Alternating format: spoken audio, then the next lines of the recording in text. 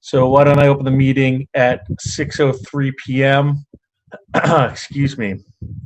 At this point, I want to move to adjourn to executive session for purpose number 3 to discuss strategy with respect to collective bargaining groups and litigation, to reconvene in open session, and also move to adjourn to executive session for purpose number 2 to conduct strategy sessions in preparation for negotiations with non-union personnel, or to conduct collective bargaining sessions or contract negotiations with non-union personnel to reconvene in open session. Excuse me. Jean Lee. David, can you add something to that? Yes. That having the discussion in open session would disadvantage the school committee. One of those requires you to say something like that, but I don't know which one it is. Oh, yes, that it would actually inhibit negotiations. Somehow it would like affect our position in negotiating or something like that. Yes. I don't know the exact wording, but I can look it up for. Yeah, I don't know which one of those requires that, but I know it's either 2 or 3. So,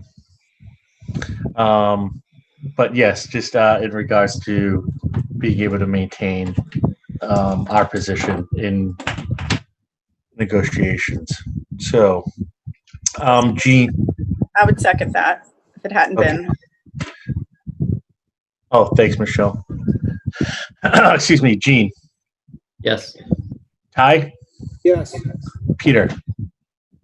Yes. Stacy? Yes. Michelle? Bailey, yes. Bailey, yes. And I actually don't see Horgan here. We don't need her for right now. David Polito's a yes. On a message from Bill, or? Yeah, he just texted me, said we're all set. All right. So now we're back in open session at 8:20. I just want to thank everyone for their patience. Excuse me, while we're going through all of that. Obviously, there's a lot of work being done at the moment. At this time, I said it's 8:20 now. I actually want to open the floor to citizens' comments. So if you raise your hand in the chat, we will try and move you to the open forum to actually get an opportunity to speak directly to the committee for 3 minutes.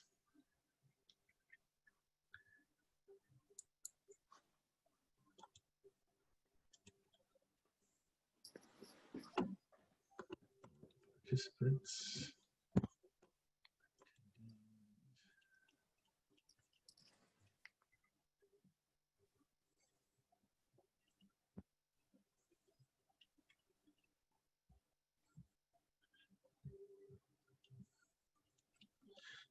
As I'm watching people join our meeting, just for those of you who weren't here, we're currently just opening the floor to citizen comments.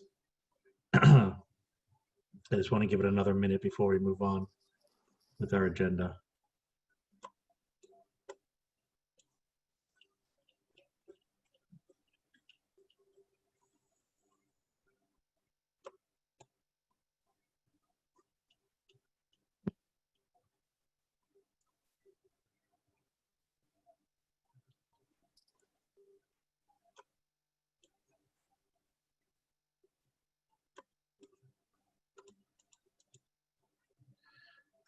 All right, so I have 8:22 now, and no one has volunteered, so I think 2 minutes is enough time to give people would like to speak. Please raise your hand, use the button.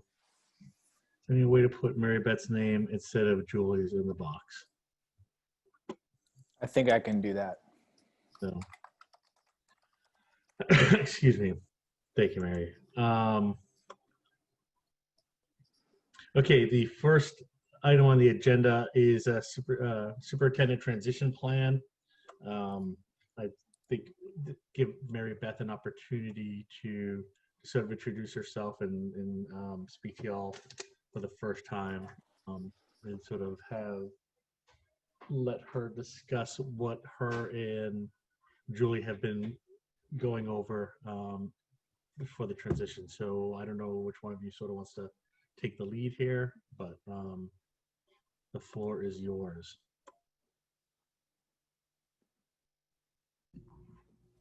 Mary Beth, there you go. Okay, great. Well, why don't I start? And I am cognizant of the fact that this is the first time I've had an opportunity to really speak publicly with the community of Hamilton and Wenham. I'd like to share that I am extremely excited to join the community and to serve the children and of Hamilton and Wenham. And we have some really big work ahead of us. There is next year certainly seems to be a situation that we are going to face some unprecedented times, and it will be a time where we need to all collectively pull together to figure out how to do this and serve our children well during this time. As I have been transitioning, the actual transition started probably about a month and a half ago. I have been attending school committee meetings as a guest and listening to the concerns and the issues that the community is dealing with. I have been attending the leadership team of the Hamilton Wenham School District to get a sense of the issues that they are grappling with. I've spent time meeting with each member of the leadership team and many of the school committee members. I'm still working through the entire committee to start to orientate myself to what are the challenges, the strengths, the opportunities that lie within the Hamilton Wenham Regional School District. One of the things that we have been talking about in the leadership team is how to best move forward in this situation. And we've been using the phrase end well, plan well, and begin well. And in ending well, one of the strategies that you will see coming out next week is a video communication from me outlining what are the, first of all, having an announcement and just a conversation with the community, introducing myself, letting everybody know that we know this has been a difficult and challenging year. And next year also will present a fair amount of challenges, and we're prepared to meet those. And also giving a list of the dates where you can expect to see communications coming from the district over the course of the summer that will keep you updated as to what's happening. Because of the COVID situation, we are not able to do the detailed type of plans that one would anticipate seeing at this point, because the picture is evolving and the situation that we're dealing with is changing every day. But what we can tell you is when you're going to hear from us. And we will put those dates of communication out to you on the 16th. Those will go out to all of the community members, letting you know when you're going to hear specific points of communication from us. At the same time, a communication will be going out to all faculty and staff. Again, it will be my opportunity to introduce myself and to also share the work that we have been doing to prepare for the fall. And as part of that work, we have some leadership retreats set up. We have some teacher design teams coming in to plan with us to figure out how to best move forward. We have days set up where we're going to be reaching out to stakeholders and asking them, here's our implementation plan. What do you think? Give us feedback. What have we gotten right? Where do we still need some work? So one of the things that I want to assure the community is that we are going to work together on this. We are going to be listening to you and what you will need as we work through these challenging times.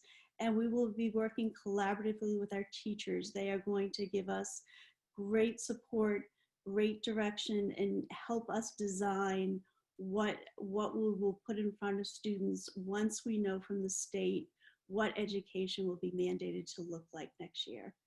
So again, a lot of groundwork being laid.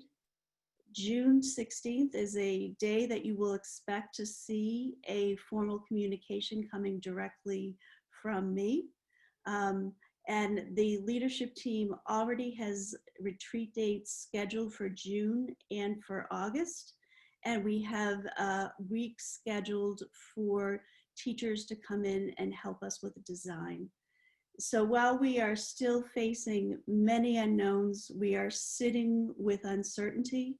We know that answers will evolve, but we have a team that is forming, that is committed to ensuring that we communicate with you often so that you know what's happening during this unsettled time, and that we are committed to not only working through this challenge, but to see the opportunities in this challenge and to provide your child the most powerful education possible, while at the same time keeping them safe and healthy and abiding by the guidelines that we need to follow in this new reality that we face.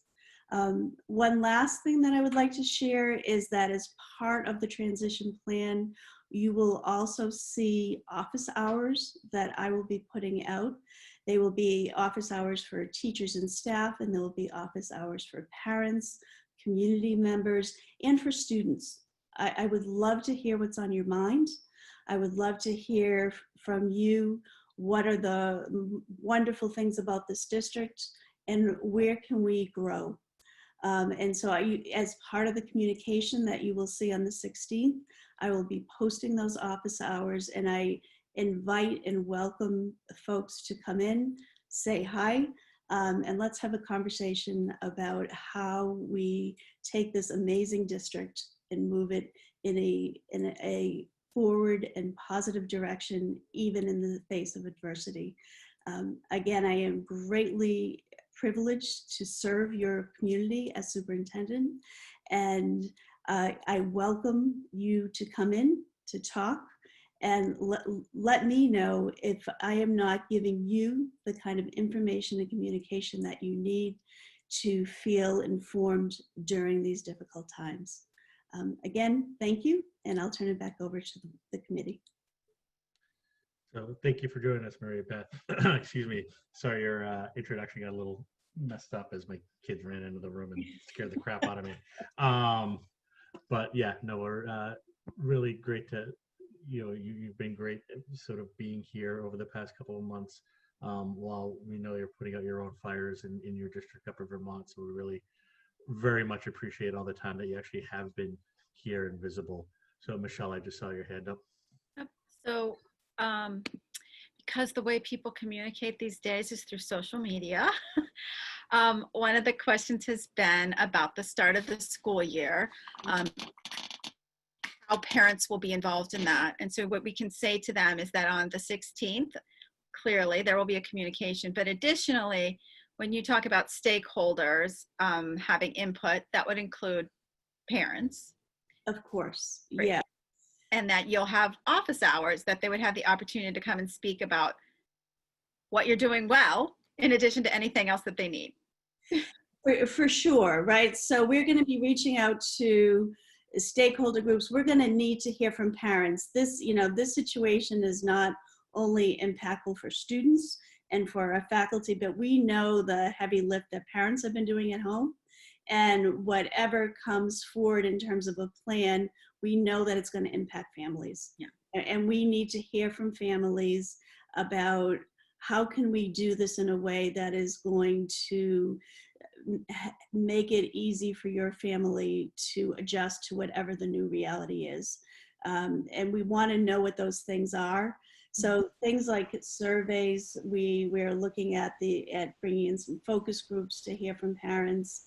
But I do want the parent community to know that your voice is important, and we will be actively seeking it out as we design a program that is going to be in alignment with what we're asked to do at the state level. Right.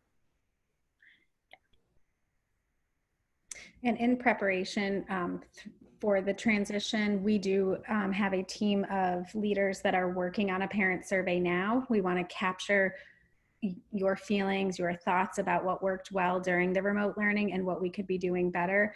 And we'll also have some questions about when we return in August. So all of that can be used by Mary Beth and the leadership team to inform some decision making. And that should be coming out in the next few days. I don't know if you realize, but you perfectly answered a question that popped up on the chat as you began talking. So, Yes. all right, great. As there's a link in our agenda tonight, hold up, the wrong one, sorry. Excuse me, that just sort of lays out a bit of the transition plan in written form for anyone who's interested. Excuse me. So just to know that's there. So I think that's it, unless anyone has any other questions for Mary Beth right now. I know we just. All right. So moving on, Michelle Horgan, I'll let you take the reins to talk about the sidebar agreement between the school committee and the AFCME and municipal employees. The Ask Me have reached out to us to start working full-time again, and they will start tomorrow. Part of them will, and that's basically it. Our custodians want to get back to work. They know that they have a heavy lift in front of them, and they're willing to do it. So we have we've been presented with a sidebar agreement, and we will be moving forward with it. So I actually signed that yesterday, so we're all good. Okay, perfect. Gary, do you want to speak to some of the nuances of the implementation of the agreement? Sure. I can also share a little background of what that means to go from part-time to full-time. Thanks, Tom. Yeah, so under the current collective bargaining agreement, under a state of emergency, all employees covered under the AFSCME contract within Wenham are entitled to pay their double hourly rate per hour that they work, right? And we all know the constraints associated with the budget. So at that time, we made the decision to reduce the hours to 20 hours per week. So now we'll be returning to those full days beginning tomorrow. And I can answer any other questions on what they've been doing. But we did, I can share that our custodial group and our maintenance team partook in an online training system provided by our insurance carrier. So they were able to take care of a lot of employee safety trainings that will essentially give us a rebate from our insurance company. So not only does our workforce become well-trained, but the district will see some savings from our insurance broker. Great, thanks, Tom. Great. Thank you, Tom.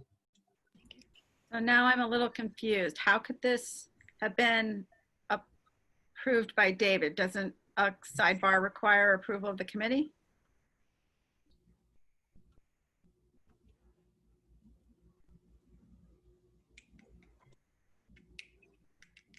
I was under the impression the sidebar has to be agreed by the committee before the chair signs that. We give then the chair authority to sign it. My understanding was that you were voting to approve it tonight, which is why this, pending your approval, the start date would be tomorrow. That was my understanding. So then I signed it prematurely. Oh, you already. I just happened to be available and I found out that it was in there. So that's on me. I apologize.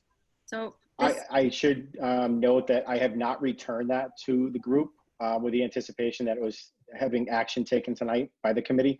Yep, I believe that the group was waiting for the approval. I had alerted all the custodial and maintenance staff today to plan on working tomorrow. And if there were any changes, I would notify them after the meeting tonight. I just didn't want to give people the news that they had to change their schedule at 11 p.m. or later tonight. Yeah, no, that's on me. I apologize. I wasn't even thinking ahead. It was just I got the call that it was there and wasn't even thinking and went and signed it. So Have we my submitted bad. a copy of this sidebar letter? No, we have not. The thing is, we haven't even seen it. It wasn't shared with the whole committee. It's not linked in the agenda. I assumed it wasn't linked in the agenda because it was one of the things we were going to discuss in executive session, but then we never discussed that in executive session. Yeah, you should have. I think there's just too many other things. So was it possible for us to get a copy of it before we approve it? I have a copy that I could share out. I don't have access to the agenda, but Dr. Kuchenberger, I can forward you that via email, the most recent copy from the union. Thanks, Tom. Are you all comfortable linking that to the agenda? Yeah, it was really short and simple. I don't know what's in it, so I can't really say. I can't say anything. Like, I think I know what's in it. I think I understand that our current contract says that when we're in a state of an emergency, that you get paid double time to work, and it's but now we're in a state of emergency and they won't be getting paid double time, which will allow them to go back to 8 hours. Correct. In summary, it's the union waiving any entitlements to that clause in the CBA for this specific state of emergency. The contract language was originally designed to address snow and weather-related emergencies, and in relation to traveling in inclement weather. Yeah. And this is, of course, as we know, untraditional. So It was intended for short-term, not long-term emergencies. Yeah. Right, and that's what correct. it's in the email, your email right now. And again, the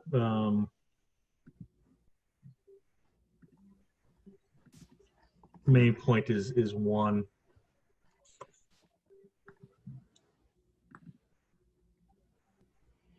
Just waiving the state of emergency, the declared state of emergency.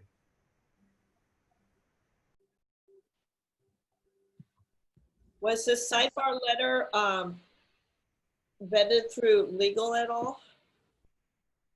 Yes.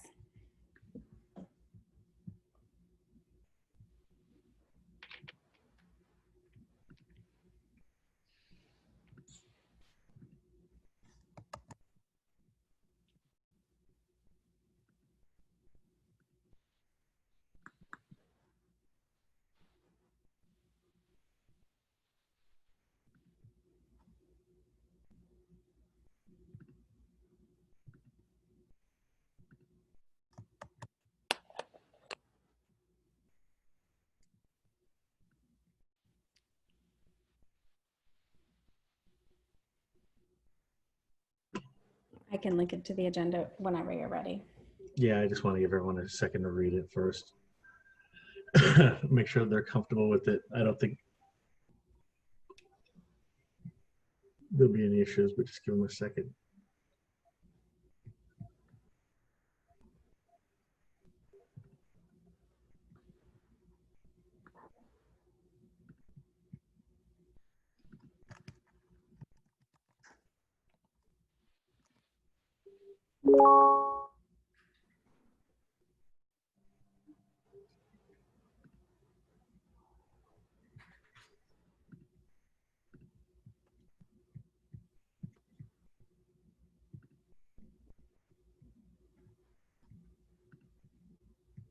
Are all of you comfortable with sharing that out?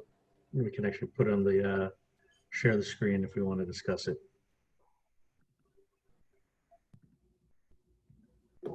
I'm fine with that. I do have a question. What about for the folk? I mean, they're returning to an 8-hour shift beginning tomorrow, right? Mm-hmm. What if they still have children at home? Is what it is. Then they're entitled to claim the CARES Act thing and take whatever it is, the 2/3 pay, right? Is that how it works?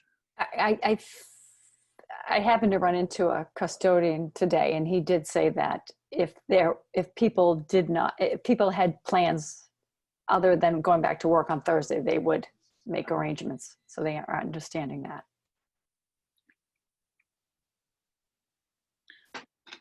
I think it's fine to share.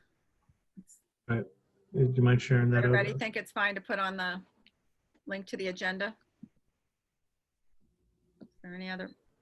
Anyone object? I feel like I'm the slowest reader, so I'm sorry if you're not done. I feel like No, I'm the slowest reader, but I read it yesterday. No, I just hate getting information last minute and trying to read and approve and that, and not having a timely manner to read over information and approve. And that it wasn't shared with the whole school committee when this is definitely something that should have been shared with the whole school committee. It's very. I can understand that, and I apologize. So the custodians and the administration agree that we're going back to an 8-hour day. Mm-hmm. Okay. without That's additional waiving- pay. It's waiving the emergency pay clause. Yeah, the additional pay. And does that include the maintenance technicians, I guess, as well? Yes, they're covered under the same collective. Oh, bargaining. maintenance employees. Sorry, I say that at the title. Sorry, sir. Yeah, no, I actually appreciate, our custodial and maintenance staff actually wanting to do this and get back to work, knowing that the amount of work to be, there is to be done. I would think that it would be very easy just to say, nah, we'll keep getting 8 hours of pay for 4 hours of work. So,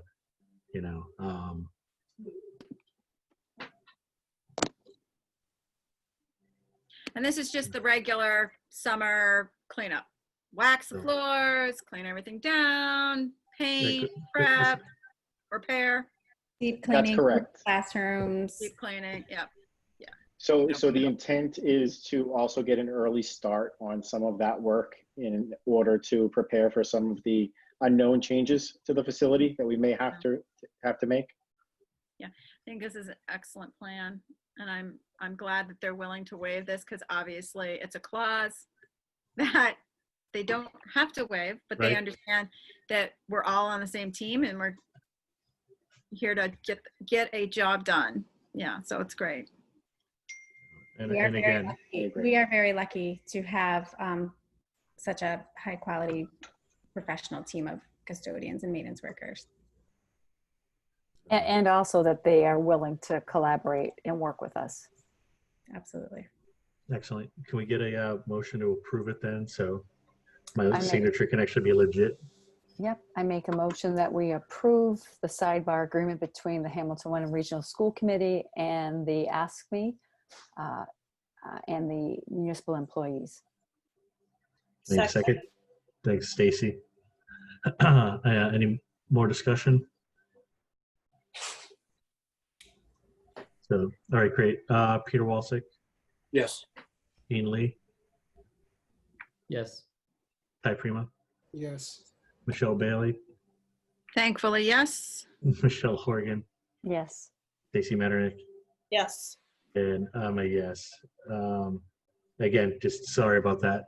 When I got the call that I had something to sign, I wasn't even thinking about the fact that we hadn't discussed it. So, all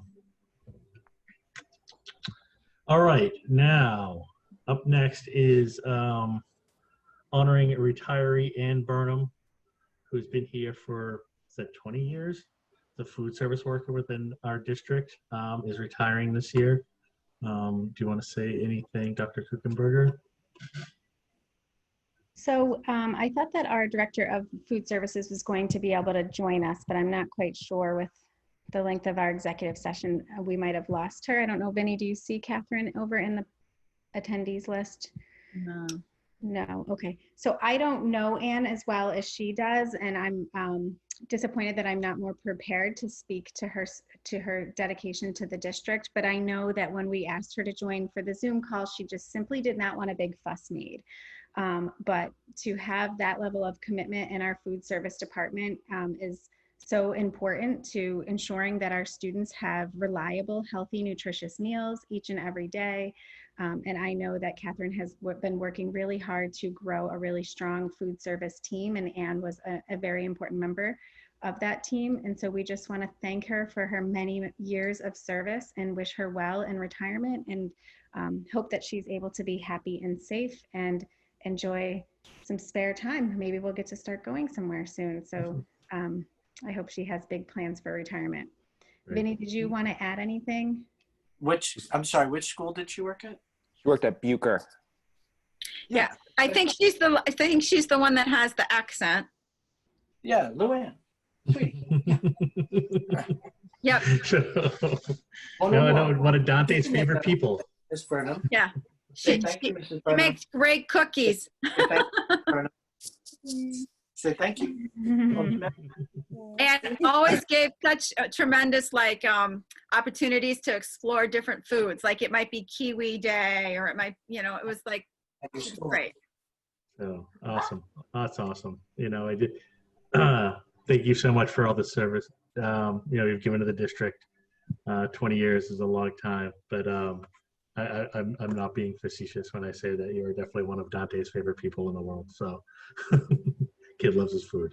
So. Yeah. As soon as I said Miss Burnham, and she said, I know her. You lit up. Got her lit up. So thank you, Miss Burnham. Thank you so much. Enjoy retirement. Congratulations too. So yes, definitely. Up next, National History Day. Hamilton Wenham high school students really had a lot of student participants really go far. And I know that Peter definitely wanted to make sure this was on the agenda to give them their proper credit. Excuse me, I don't have a link here, so I actually don't have the quick link to the names of everyone. I have here. Kristen Borges is in the attendees. Yeah, we should invite her in to speak. Yeah, definitely. So, but because there's a lot of names. They were groups, they were individuals and group projects, and yeah, it's a credit to our teachers and our students, and I'm always giddy about this. I mean, for advancing to national, the national levels is huge. Do you want me to bring her forward? Yeah, please. Kristen, if you're listening, you can now speak. Hi, can you hear me? Yes, we can. Great. Thank you so much, Peter, for recognizing us, and thank you to the school committee as well as Dr. Kuchenberger and Dr. Banos for recognizing the students tonight.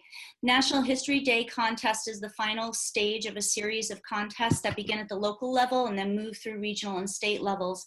And so our students began their journey by choosing a research topic that could connect to this year's theme, Breaking Barriers in History. And they started that last September. In December, they presented their projects at our high school history fair. And I want to thank the many community judges, including a number of the school committee members who come out year after year to help us evaluate the projects. This year, 4 Hamilton Wenham Regional High School history projects are advanced from the Massachusetts State History Day contest to the National History Day contest. Traditionally, this contest is held annually at University of Maryland at College Park. And because of the situation that we're in now with the pandemic, it's all going to be virtual. And so our students truly this year navigated closed libraries, limited access to historical archives because so many places were closed. They navigated the social distancing requirements that prevented them from face-to-face meetings within their groups. So they truly lived this year's theme, which is Breaking Barriers in History. They are, and I know that a number of them are on the meeting as well today, so I want to recognize all of the students. We have 2 group documentaries. Both groups are representing the sophomore class. So the first group documentary is Rallying for Change, How Billie Jean King Altered the World's Perception of Female and LGBTQ Athletes. And those participants who created a great documentary about Billie Jean King and the way that she broke barriers are Matilde Gordon, Catherine Kusel, Sarah McMahon, and Claire Nissel. The second group documentary is The Week That Changed the World, Nixon's Groundbreaking Visit to China. Again, 10th graders Ian Castracane, Chris Domaraki, Leo Greco, Ryan Lohr, and Luke McMahon. Then we had 2 groups of juniors, and the first is a group exhibit, and that exhibit is entitled Elizabeth Blackwell, Breaking Gender Barriers and Disrupting the Medical World. And that was submitted by 11th graders Paloma Lee and Rosie Safford. And finally, an individual project by another junior, the Navajo Code Talkers. And that was submitted by 11th grader Lily Waterman. This year, because the contest is virtual, normally we would be on a bus on Sunday heading down to Washington, D.C., staying at the University of Maryland, and then visiting the city in between the competition. Instead, all of the activities and ceremonies will be held virtually starting this Sunday. Students will have opportunities to participate in a number of workshops and activities that have been coordinated by the Massachusetts Historical Society as well as NHD organization. And then on Saturday, June 20th, we're going to be watching the live stream of the awards ceremony, and we hope that these amazing students make us even more proud than we already are and bring home some awards. So, Kristen, if people want to watch the live And stream, Chris, how do they? possible, excuse me, is it possible? Go ahead, Michelle. No, same thing, Michelle. You asked the question. I think so. I think it was last year, I had the opportunity to watch the live stream, and it was so exciting when I saw our team win. So I'm wondering how we can watch the live stream this year. Absolutely. It's going to take place on June 20th between 3 and 5 p.m. and I can send that link out. I'll send it to the school committee, probably tweet it out as well. You can also go on the nhd.org site and they'll have the stream there as well. Mm-hmm. Yeah, I remember I came up to History Fair to pick up my own sophomore, and I remember seeing at least 2 of these that are on the list, actually 3 of these that are on the list. So they were really excellent. Yeah, the links, I sent the links out of their projects. Those can also be viewed. Students, I mean, every year I'm so proud of the kids and what they do for their research, but this particular group, considering all of the disadvantages they had for their research, have just amazed us as a department. I want to give one last recognition to the number of teachers who worked so closely with them from the department. Brett Burnett, Ann Page, and Johan Knates. They too worked one-on-one Zooms with students and helping students navigate different resources, uncovering everything they could so that they could present a very solid evidence-based argument that connected to the theme. And include your name in there too, please, Ms. Borges. Thank you, Peter, and me as well. Well, excellent. Excuse me. Congratulations to everyone moving on, and really good luck. It would be fun to watch. And on behalf of the students, I really want to thank you for having us on tonight, because this is a really great honor to recognize them for our district. Well, we hope to have them back after they have their win. prizes from Right. Me too. Yeah. In person. Right. Yes, better times. Yeah. Thank you so much. Appreciate it. Congratulations. Well, and Yes. you should remind them to be writing this stuff down, because it might fit well with A the future theme project. next year. We could be doing some research on current history. So. Yeah. Great. Thank you. Thank you. Thank you, Borges. Congratulations. Okay, moving on. Excuse me. We have Tom Geary here also to really give us a roadmap to reentry with Dr. Kuchenberger. Excuse me. Sort of let us, help us catch up and let the public know really what we're thinking right now about what the fall is going to look like and what the district's going to need to do to get us prepared for that. So,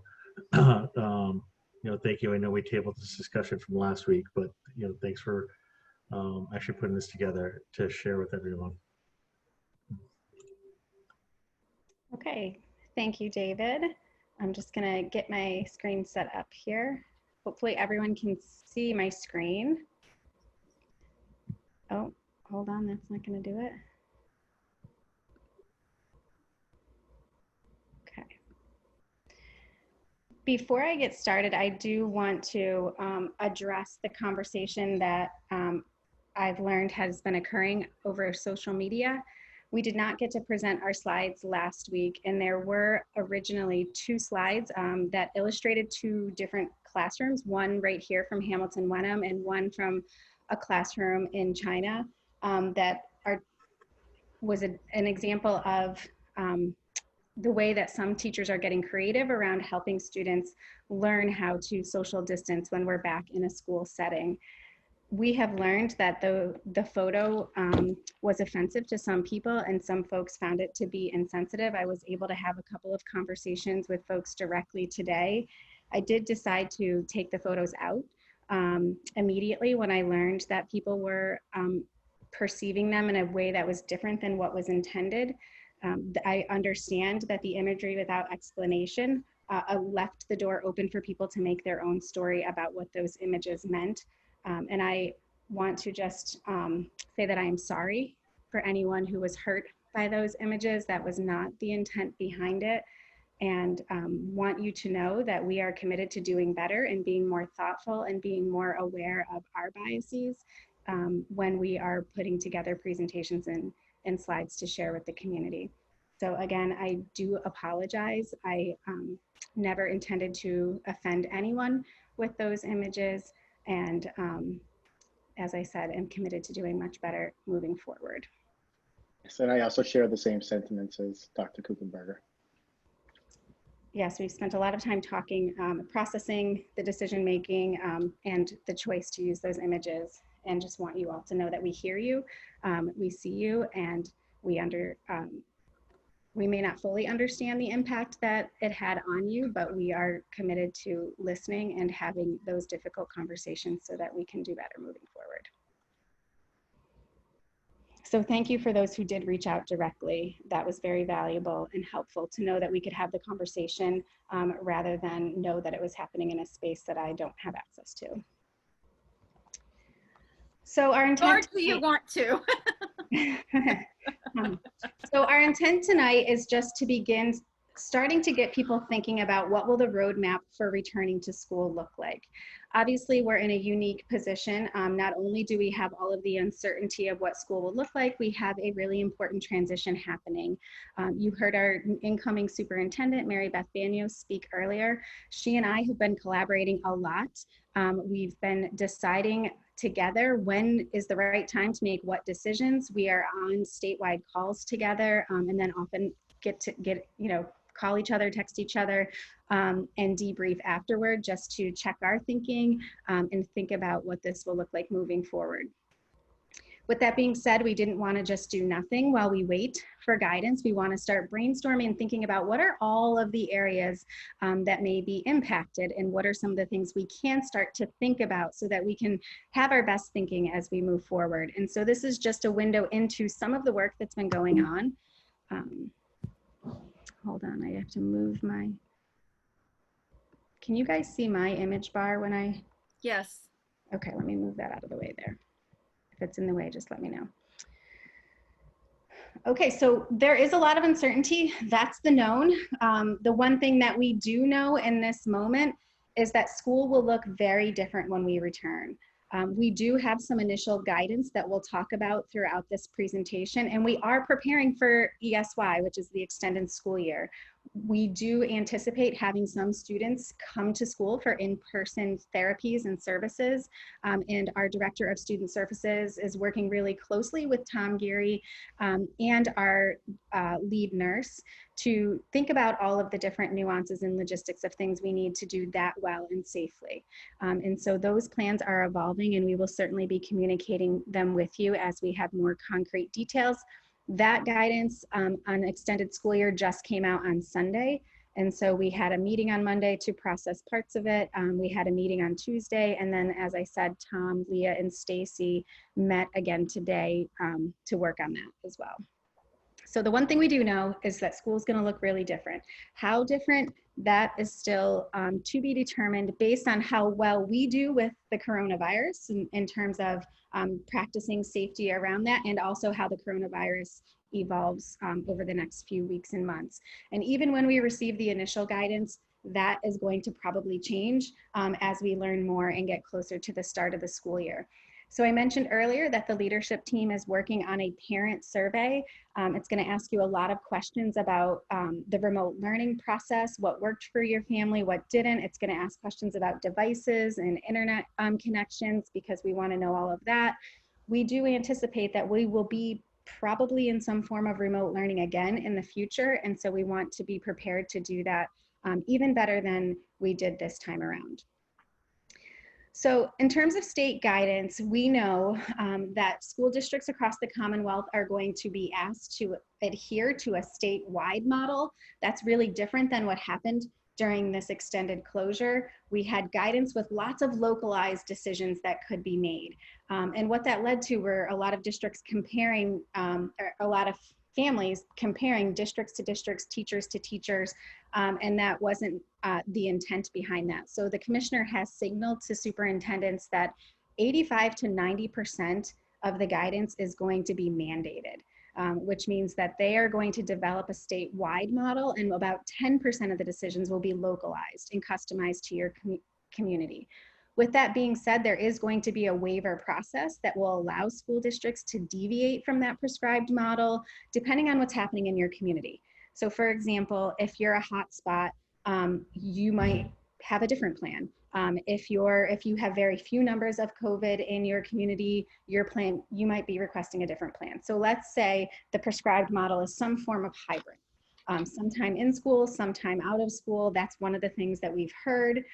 You've seen the guidance. There was an article in the Boston Globe that was kind of taking the summer guidance and the safety supply guidance and projecting that to be the fall guidance. That is not the case. The guidance that we have right now, the key phrase is "at this time." This is what is recommended if we're bringing students into school at this time. That does not mean it's what the fall will be. And so if the prescribed model is, let's say, some sort of hybrid, and we need to go completely remote because we're a hotspot, we would apply for a waiver. Or if the guidance is some sort of hybrid and we think we could be completely in person because we have low or no cases of COVID, we could apply for that based on our own context. So that's the idea of how this is going to roll out. Districts have been asked to begin to plan for safety supplies, formerly known as PPE. This guidance came out on Friday night, just before 10 p.m. So lots of people are working around the clock on this. And Tom Geary will speak a little bit more about that as we move through the slides tonight. Specific guidance is expected to be issued by the Department of Elementary and Secondary Education and EduSpeak, we call them DESE, by mid-June. We had been really crossing our fingers for June 15th, but knowing that the focus is on getting it right and making the best decisions that we can at this time. So we'll give them a little flexibility if we don't get it just on the 15th. But many superintendents are eagerly awaiting. I was on 2 different calls today with superintendents in the area trying to process what we think. The commissioner has asked us to stop trying to read the tea leaves and everything that he says and just wait for the guidance. Don't rush off and get too far ahead. They're really working on a lot of different things to support districts. One thing that that's being talked about is a statewide digital platform that may be used to support remote learning if we find ourselves needing to use that in the future, which seems highly likely. Tom? Sure. Yep. Thank you, Dr. Kuchenberger. So as Julie alluded to, the guidance did come out late Friday. Immediately started putting together the budget on Saturday morning. So if you follow the link highlighted in green that says DESE guidance, it'll bring you to the guidance document that was provided. And I built formulas in Excel to be able to calculate the amount of students, teachers, school nurses to come up with a recommended budget for the supplies suggested in that guidance. I don't have control over the screen, but there is a table that says, you know, for example, for disposable masks, this is only to supplement as far as students go. So it's 1 disposable mask per week per student. And then there's a formula to calculate how many you need. Fortunately, we had a heads up from DESE prior to this official guidance coming out. So I was able to work with vendors on the state contract list to get the pricing in order to prepare for this guidance. Secondly, it's important to note that this price may not be the final price for safety supplies and equipment for that 12-week span.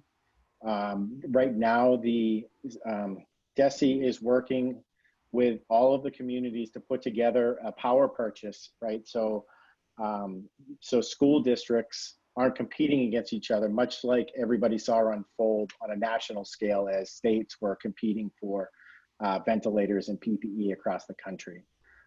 So we should be receiving that guidance about the power purchase, or buyer's club, I think as the commissioner referred to it, any day. So I look forward to seeing the pricing in that, and hopefully that number comes down. It is important to know this was never on anybody's mind as we prepared the budget to put in front of the school committee and the public.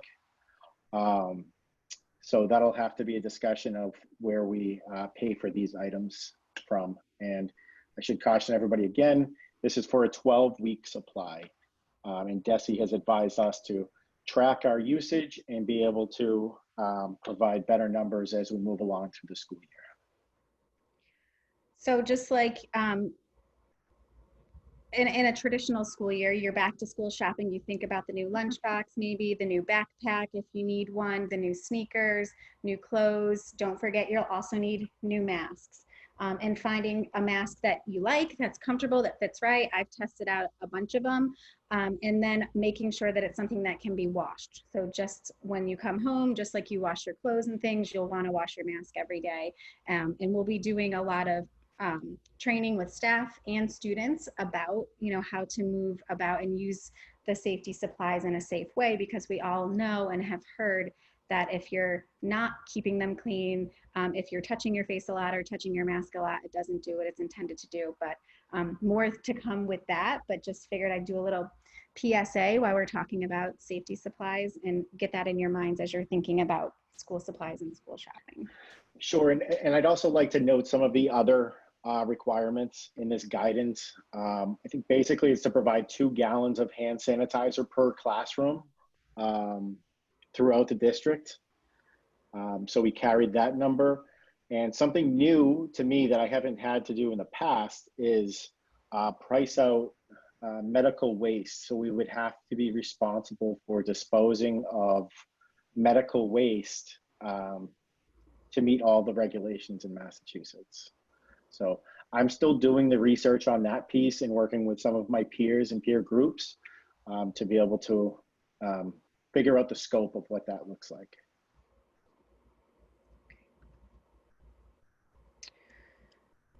So there's really 3 possible scenarios in a general sense, and then kind of within each of these scenarios, there can be variance. But we thought, just because as people are wondering what might school look like, one scenario is that we get to come back in person.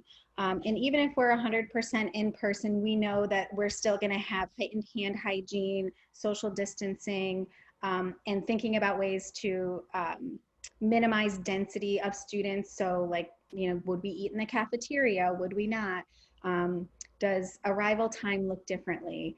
Some of those types of things. So even when we're in person, there's still going to be a lot of logistics to think about. And we're not talking about curriculum and instruction. Obviously that's a whole nother house, if you will, of work that needs to be addressed. And we're thinking about those things. But today we're talking like more logisticals, kind of nuts and bolts, if you will. Another option would be that it's not safe to come back to school yet. And so we're completely in a remote learning environment again. And that's where your feedback is so critical, reflecting on how it went during these last 3 months, so we can use that and inform our planning as we go. And then, as I mentioned before, some sort of hybrid of in-person and remote instruction. And this one's really complex to think about when we think about the fact that many of our staff have families of their own. What if their child is on a different rotation than they are? I live in a different state. I know many of our teachers live in different states. And so what happens if there's not kind of like a cross-state compact, if you will, or agreement about what school looks like. So there's lots to think about with this. I'm not projecting any of these out to the community. It's just, these are kind of some of the things that we're thinking about as we're asking ourselves, what if, what do we need to think about if that happens? What do we need to plan for if that happens? And right now we're in the brainstorm session of this whole process. So some of the logistical challenges, this is by no means a comprehensive list, but first thing first, we're working on extended school year. We know that our students who require specialized services to meet their individual education plan goals are really missing their service providers, and they have the opportunity annually to have extended school year experience to help minimize regression. And we are looking at how can we do that in person.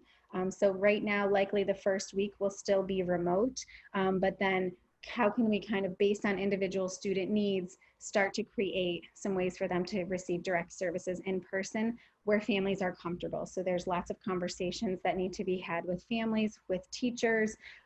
We're working to make sure we have enough staffing to be able to flow in and out of in-person and remote. Because even with this, we could make a plan today for what's going to happen at the beginning of the extended school year, and things could change. The governor could come out and say that we're in a different phase, if you will, of the reopening plan.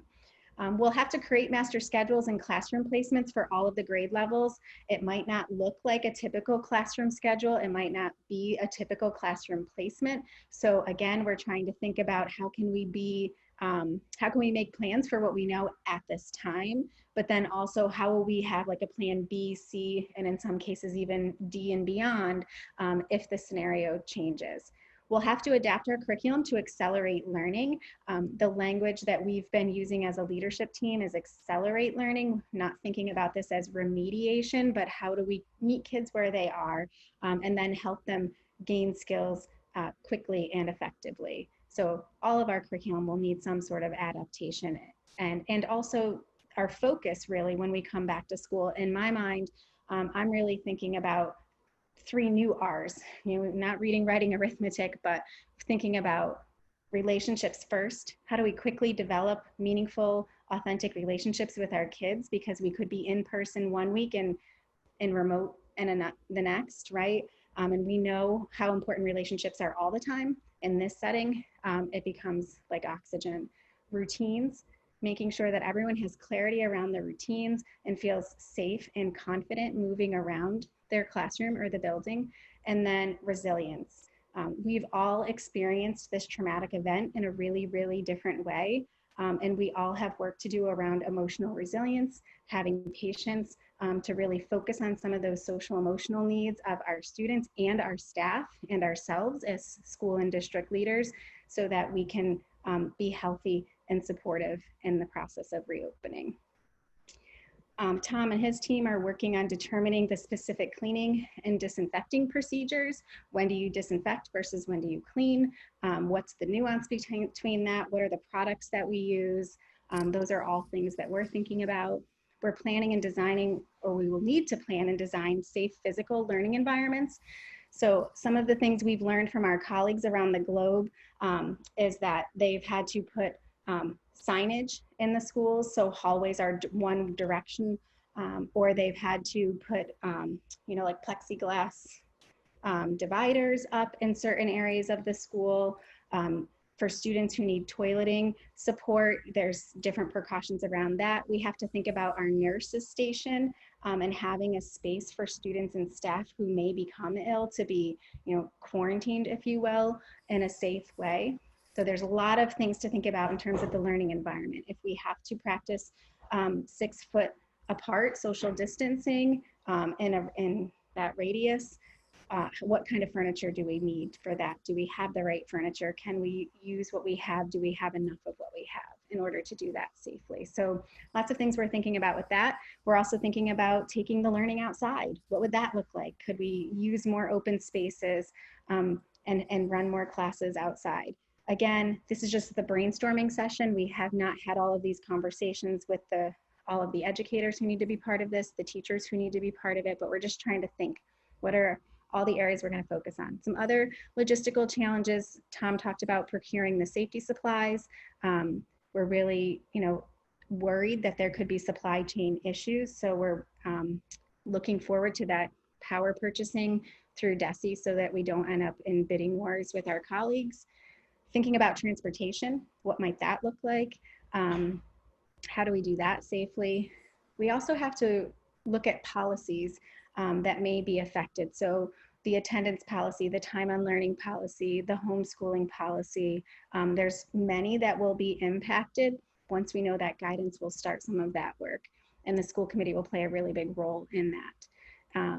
And then we're going to have to work really closely with our collective bargaining groups to impact bargain. The working conditions are going to be different. We know that. And so building that relationship and getting started on that is going to be really important early on in the summer. So there's many, many more, but just some of the things that are on our minds and that we're, like I said, starting to brainstorm about in terms of logistical challenges. Another thing we've been thinking a lot about is technology. And this again, parents, where your feedback is going to help us know where we need to go next. But we are only one-to-one in the high school right now. When students are in school, they are typically sharing devices. We have carts of devices that move about buildings. That's not going to be an option when we come back, that we know. So we're thinking about what's our pathway to a one-to-one program? Again, this is not something that was even mentioned in our budget. We talked about the need to create a one-to-one plan, but we are not there yet. So what we have done is look and said, well, what is the most affordable option? Bye, Mom. Bye, honey. Mama. I love you, baby. What is the most affordable option that could help us get to a one-to-one program across the district? And we believe that we could purchase devices for every student K through 5. A Chromebook would be the device. The exact Chromebook hasn't been decided yet, for around $300,000 to $25,000 to the high end, around $365,000 if we went with like a tablet Chromebook. We do have access to CARES Act funding. The district received about $74,000 or has been allocated about $74,000. Our director of curriculum instruction is working on that grant. And we decided the other day that we really need to use that money to offset the costs of this one-to-one program if that becomes where we need to go as a district, and we believe very much that we do. We're also trying to seek some creative funding sources and work with some community partners. And then this would be the type of purchase that we would use E&D monies for. So next week, when you're making your final decisions about the budget, we will have a recommendation for you about that. Grades 6 to 8, we have about 425 students coming up to the middle school next year. We have enough existing Chromebooks in the district where we could deploy those to all middle school students, and that would be cost neutral. And then we would maintain our iPad leasing program at the high school, which is currently funded, family funded. This is a plan that not only solves this immediate crisis and gets each student having a one-to-one device, which will support them if we're in school, and it will also support them if they're home learning in a remote way or there's some sort of hybrid. It also sets the district up. So one question you might be having is, well, is this sustainable? How can we buy all of these devices at once? And then what would the refresh cycle look like? And so typically with a technology plan, you want to have a rotating refresh cycle. So you're refreshing devices every year, but not for everybody all at once. And so because the existing Chromebooks are a little bit older, that middle school would have them for next year. And then we would start the conversation about, is this the right device? Do we need something different? We would get more teachers involved in the decision making. This is not the kind of decision we would usually make in this way. You'd usually have lots of devices available for teachers and kids to try out. Like I like to call it a tech petting zoo. But in this situation, we just need to say, what can we afford? What's the most affordable option to solve the problem? But it sets you up for a nice refresh cycle moving forward if we do decide that this is something that needs to happen in this moment. To me, I don't really think it's an if. I think we need to do it. And so successful planning is going to include a lot of community engagement and feedback. You heard Mary Beth talk about the plan. Lots of collaboration with all of our employees, our parents, our students. We need to have their voices in the decision-making process.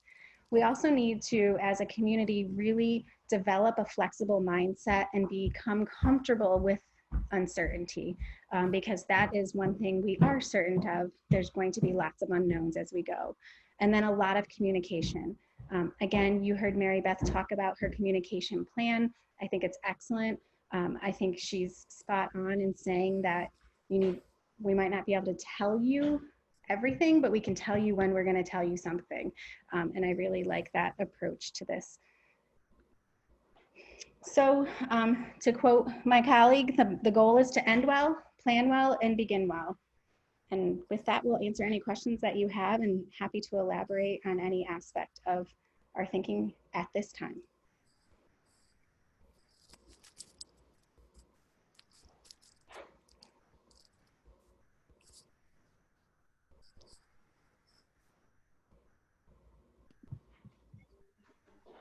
Just Julie and Tom, as we've seen the last 12, 14 weeks, you can't even plan for the plan, because at any given moment, we're going to have to pivot. So I think everyone realizes that this is great, but it is, in motion. So we just have to hope and pray and pivot. So. And trust. And trust. Right. Trust that everybody's trying to do the right thing. Nobody's out to get anybody. Nobody's out, we're just trying to do what we need to do to get school open in the way that's safe and appropriate. So. Yeah, I mean, that's a great point. It's really tough, even when you try and answer questions one-on-one with people, to get them to say and to understand how the information is always changing, and we don't know what we're going to need to do, what anything's going to look like, and we're trying to plan for something that's so unknown. And sometimes that's not easy to hear, but I mean, I think Michelle, you just put it the best, and just trust that we are moving, in the right direction, and everyone is really putting their heads together to try and come up with the best plans, with the information given at that time. This is tough. It's a lot to look at and excuse me, to sort of digest about, an additional, I don't know what I see in my head, $1 million in here that we hadn't planned on, give or take. Closer to 7. If you needed that level of safety supplies all year long. Right. But I mean, and that's the thing. It's like, okay, well, we're looking at 100,000 for 12 weeks or whatever, just to use round numbers, and excuse me, but we don't know what it's going to look like next winter, so it's so tough to think about, and is this a roadmap, in a true definition? And then, maybe not. It's a plan for a plan, right? And it's coming up with that initial thought process to create a roadmap. And I think just for the information available, it's the best thing that you can do right now. It will become a roadmap that, right, as things become more clear, the leadership team will fill in more pieces of the puzzle. It's about designing the structure for that work to happen, and then for those decisions to be made. I think is right. The best we can do right now. Is think about I didn't mean that in a negative. I'm sorry if it came off that way. So, but I mean, I appreciate this going through. I do what I'm kind of looking at what some people are saying now.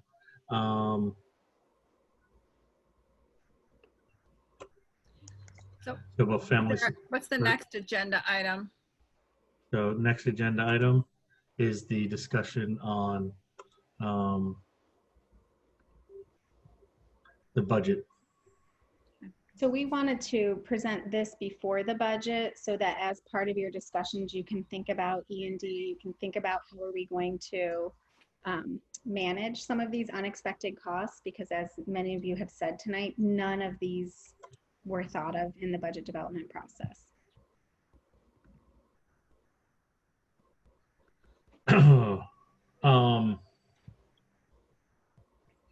So yeah, I mean, that was definitely done on purpose. And now I'm sort of at a loss for words on where to sort of take this next level of budget discussion. I know there's a few things that have come up really just today, this roadmap being one of them. Also some discussion with the town of Hamilton of possibilities of support. Excuse me. You know, I think that's again in just sort of keeping in the same vein of just keeping an open dialogue with the community and let them know that, you know, we're constantly working on this and just trying to make the best decisions we can with the most information or the best information we have available. That, you know, these are the things that we're dealing with. As soon as we think we're coming up with a plan that's going to get us where we feel at least comfortable moving forward, that we have these other things pop up, expenditures that we have to sort of rely on. Michelle, do you want to bring up the conversation you had earlier that you texted me about? Or Yeah, so I didn't know if that was going to be later. So I think this is a we perfect time have for it. been invited, I guess, to have a meeting with the Hamilton Board of Selectmen next week in advance of their town meeting, to sort of discuss how we can come to an agreement of how to best present our budget in possibly one warrant instead of two. Clearly a goal is to make the town meeting as streamlined as possible, and also just to realize that we're in this together. And so we all need to have a clear vision of, you know, how the town's going to operate, how the school district's going to operate, and how we're going to share the resources that we have. So they would love to come and talk to us in advance of the town meeting. And talk about just, you know, what our budget's going to be, how we might be what's the word I'm looking for? Not focusing, putting together, structuring our plans for going forward. And then also just talking about, like, you know, some of this CARES Act money that's going to the town, can some of that be used to help the schools? Are there things that the schools are doing that, you know, that can support what the town needs? So if we're open to that, I did say we were already scheduled to meet next week on Wednesday, and we would like to invite them to come and just talk about that. You know, there are at least 3 selectmen who are willing, and Joe was going to go around and ask the rest if they're also willing to come then. But they're willing to come because they want their town meeting to run as smoothly as possible, and I think that's to our advantage as well. I think that's great. It would be great too if they could provide some clarity around how much CARES Act money they might be willing to contribute to the schools, because my understanding is that towns can support anything related to remote learning. So if they could help with the device purchasing, that would be huge. Yeah, or yeah, whatever it is, you know. PPE, we could know, be using PPE together. Maybe they have some great ways to get some hand sanitizer. I don't know, you know. But yeah, so if I mean, the only way we're really going to be able to get through this is working collaboratively, right? Because there's just so many variables on our end, on their end, that at least if we're in, you know, the better communication we can have between, you know, the different boards within town, the better off we're going to be in just trying to create some sort of solution, you know, as we're going forward. That we're in completely unprecedented, you know, times here, and in that, you know, the only thing we can do is sort of support each other to make sure that we get through it together. So, I mean, I love that. So if for whatever reason, there's some like hot party that we aren't invited to next week, Wednesday, and they can't come, we'll try and schedule a different day, but it would be really a good plan to get this together before like the Wednesday, Thursday timeframe. Because we've also been invited to provide a one-page document that can be a handout at the town meeting, but we're going to need to have those printed and to the town by the end of the day on Thursday so that they can be appropriately packaged and put out, because they don't want a lot of like exchanging of things between people, because that creates opportunities to exchange the viruses. So they're gonna like pre-load and do all of that. Yeah, that's a good, I just said something to Julie to share. I had, in putting together a one-pager, that isn't kind of what I was thinking about, but that's a really good point. And what I had done right now, I could probably share it out on my screen too if I get the permission to. Can you see it, David? We can, thank you. Okay. All right. So the way I just sort of went for the first one side of the page was Jean's letter to the editor that I think we could, if we wanted to, we could just sort of work around. I just thought it was so concise. It was just a good basis to start. And then just the backside would be just visually to support the differences between Hamilton, Wenham. You know, I need to get these numbers better. I do know the capital budget's there, but just sort of just the information on, you know, what you have to do first, because what you're doing first in Hamilton is different with what you're doing first in Wenham, right? Town meeting is first in Hamilton, and then you're moving over to getting out to vote, whereas in Wenham, you actually have to go out and vote first, and then the town meeting will be a few weeks after that in July. You know, and just trying to sort of keep it as concise as possible. You know, so that was sort of my idea. My thought process was this is going to be something that we could share this info out. So, you know, it's not telling people how to vote. It's telling people what to do if they want to support the schools, right? And I think that's a big distinction. It says vote to approve. Yeah. I do not think this cannot be funded by the school district. Well, but I mean, but that's semantics, right? We can just change what that said. This is me sort of as a giving you something to jump, because I definitely don't want to be telling people. I want to be telling people how to go about it. So, you know, that doesn't need to say vote to approve. We can say whatever it needs to. But I think the messaging is just, you know, what has to happen in Hamilton is different than what has to happen in Wenham, right? Because the Wenham, we're actually going to be voting before the town meeting. Excuse me. And, you know, all of this can actually be, because I need to get the article numbers, and the possibility, you know, has arisen now that Hamilton might again move our school budget to one warrant article. So there are still a few variables that need to be worked out. So I don't think people want to know. People want to know what they're voting for. Yep. They want to know, like, I'm voting for this budget because it's going to allow. So here's the thing. To have these things. I did have that information, but I had that information based off of our original budget, right, which had some numbers that are probably going to change. And I actually thought that it might be best that we create a quick, small subcommittee just to finish this off. Hold on, I think I have it right here. Right, so back in February, I created a letter from the chair, right, and it spoke about educating 1,800 K through 12 students. That, you know, obviously that'll remain the same, but the support and retain, how many staff members, right, that's going to change. And the list that we had been previously using does need to be updated, but it actually is, if you were to be able to access the, oops. Where? access the screen, what right offside of the screen is you'd see all of that information right there that just needs to be updated to be dropped in.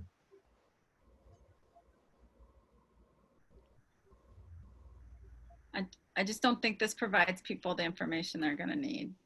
I mean, But I'm you have to think absolutely about fine this. with that. This is just a case of, okay, here's a first draft. What do we need to change? I have no But problem we're running out of changing absolutely all of it. time. So, but the first draft's always the hardest. So, it's like, what do you want to see? We'll put it together. Is that the wording we want on the front or not? Right. So sometimes you want the entire committee to actually speak as one, and then someone make a move, and then other times you're like, okay, create a one pager, and now you're like, I don't like it. So I'm saying I'm perfectly fine with changing it to give me the input to change it. I thought this was going to be somewhat based off of the one pager we had before that had all those numbers on it.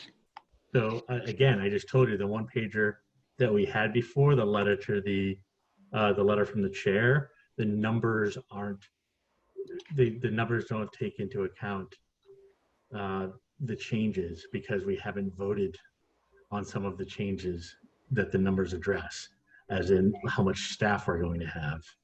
Right. I think it could be as simple as a high-level overview, like Vinny and I presented throughout the budget process, just that one table that's like expenses, offsets, revenues, net, right? And then that this budget includes a $1.274 million reduction in anticipation of reduced state aid. This budget includes, preserving world language in grades 7 and 8. You could highlight those things, maintaining band and chorus, all band, chorus, and drama courses, the things that we know are passion points for folks in the district. But I think it also needs to know we already gave a lot. We already are reducing teaching positions, we're reducing TA positions, we're reducing administrators. We gave a lot, yet so there's that, and then here's what's still in it. Right. So so this is going to go, we're giving it to the town's going to put it in whatever format they're comfortable, or however they're going to hand it out. It's going to be put on chairs. Yeah, Right. we missed the printing deadline. So it's just going to be a one pager that's going to be on each seat. All right. So the backs actually don't make sense for that anyway, which is fine. Right. No, it's fine. They can Why? put stuff in. Two-sided. What's that? No. And I'm not actually saying anything either. I'm just trying to actually sit here and hear what you're saying and sort of think about it, because I think this could, the backs would work for like just a social media blast anyway. Yeah. I think we could change that. That's fine. That's not what I'm not necessarily arguing. I'm just sort of trying to hear what you guys are saying so I can actually put together how we want it to look, what we want it to say. So,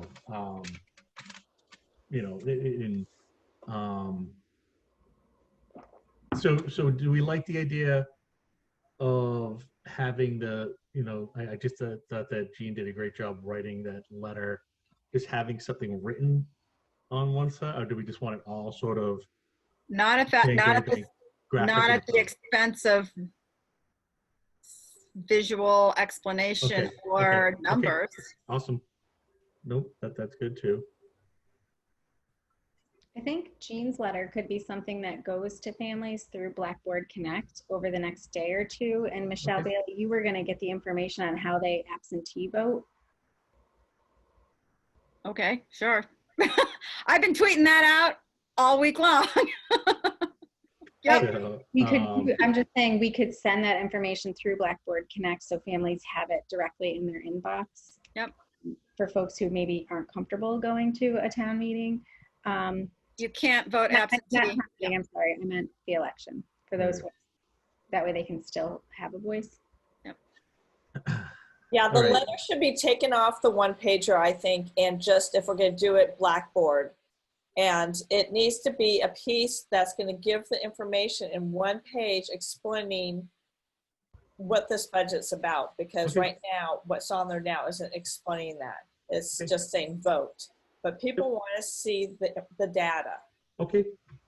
But I do think that we should just throw together a quick subcommittee so I can bounce out another draft of this and have it go through a couple of you guys so we can get it done and have it in whoever's hands next week, and we don't have to bring it all the way back to this board to get approved.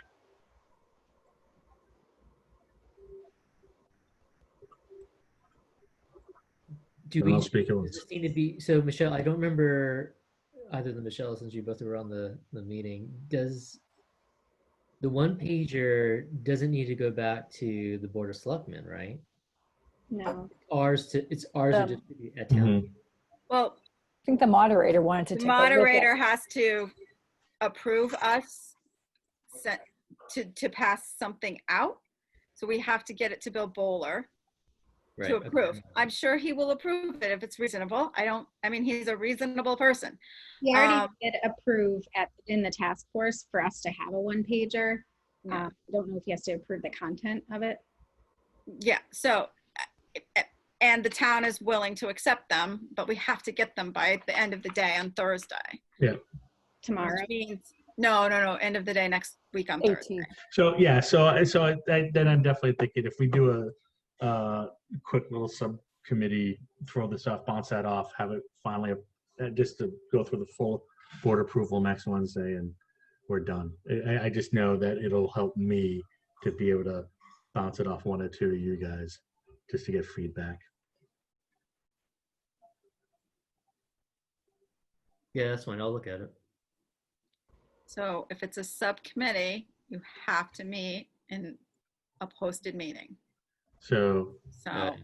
if that went to a, I would ask if Julie and Vinny are willing to be those people that you bounce it off of. okay, that's a better They idea. have a lot on their plates, so I don't know if that's something they can do. So I don't need much. I need just some guidance, and they're probably, the more I think about it, they probably are the two best to work with anyway. Just because all the info I would need would come from one of them anyway. The other option is we could like have like a design firm do it if like it's hard to have you work on it. Like, So no, here's the thing. So What are you going to send a design firm? You well, they're need going to need the copy. information. Right. All I'm asking for. That's what I'm at, right? That's all I'm asking for. I am a design firm. I was just the Can you guys all email Dave Everyone. like the 3 things you wanted to say and like try to focus on like 3 things? Then he can incorporate that. Like I said, my 3 things, you know what I want to include. well, I think you're right. It has to say, this is what we've maintained. We've maintained classrooms with reasonable class sizes. We have maintained, you know, our art and extracurriculars. We have maintained, you know, services for our special education students. What we have lost, or what we're asking from the community, pay more for sports, you know. I guess that's all we're asking more of, but what we're not going to have, we're Yeah, not maybe going to not. have world languages at the 6th grade. We're not going to have, you know, several teachers at the middle school. We're not going to have reading aids. We are trying to sell this too. Don't forget. I think the last thing should be, this is what's going to happen if the budget doesn't pass. No. Mm-mm. I don't Well, think the only, not for this particular thing, because we can address that. Like, what's going to happen if this budget doesn't pass? We're going to have another town meeting. We'll see you back here within the next 75 days. You know?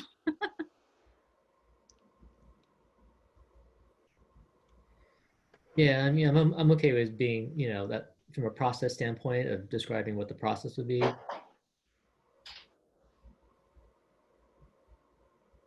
Huh. Well, one thing, Jean, you're right about that, is that we could talk about, we'll be on the 1/12 budget Right. I guess that's what I for meant. several months. This will mean that we will be underfunded by $170,000 per month. Right. And then we're gonna have to come back to another town meeting to approve a budget. And we'll see you back here within the next 75 days. Yeah. I think not that's getting this information at town meeting.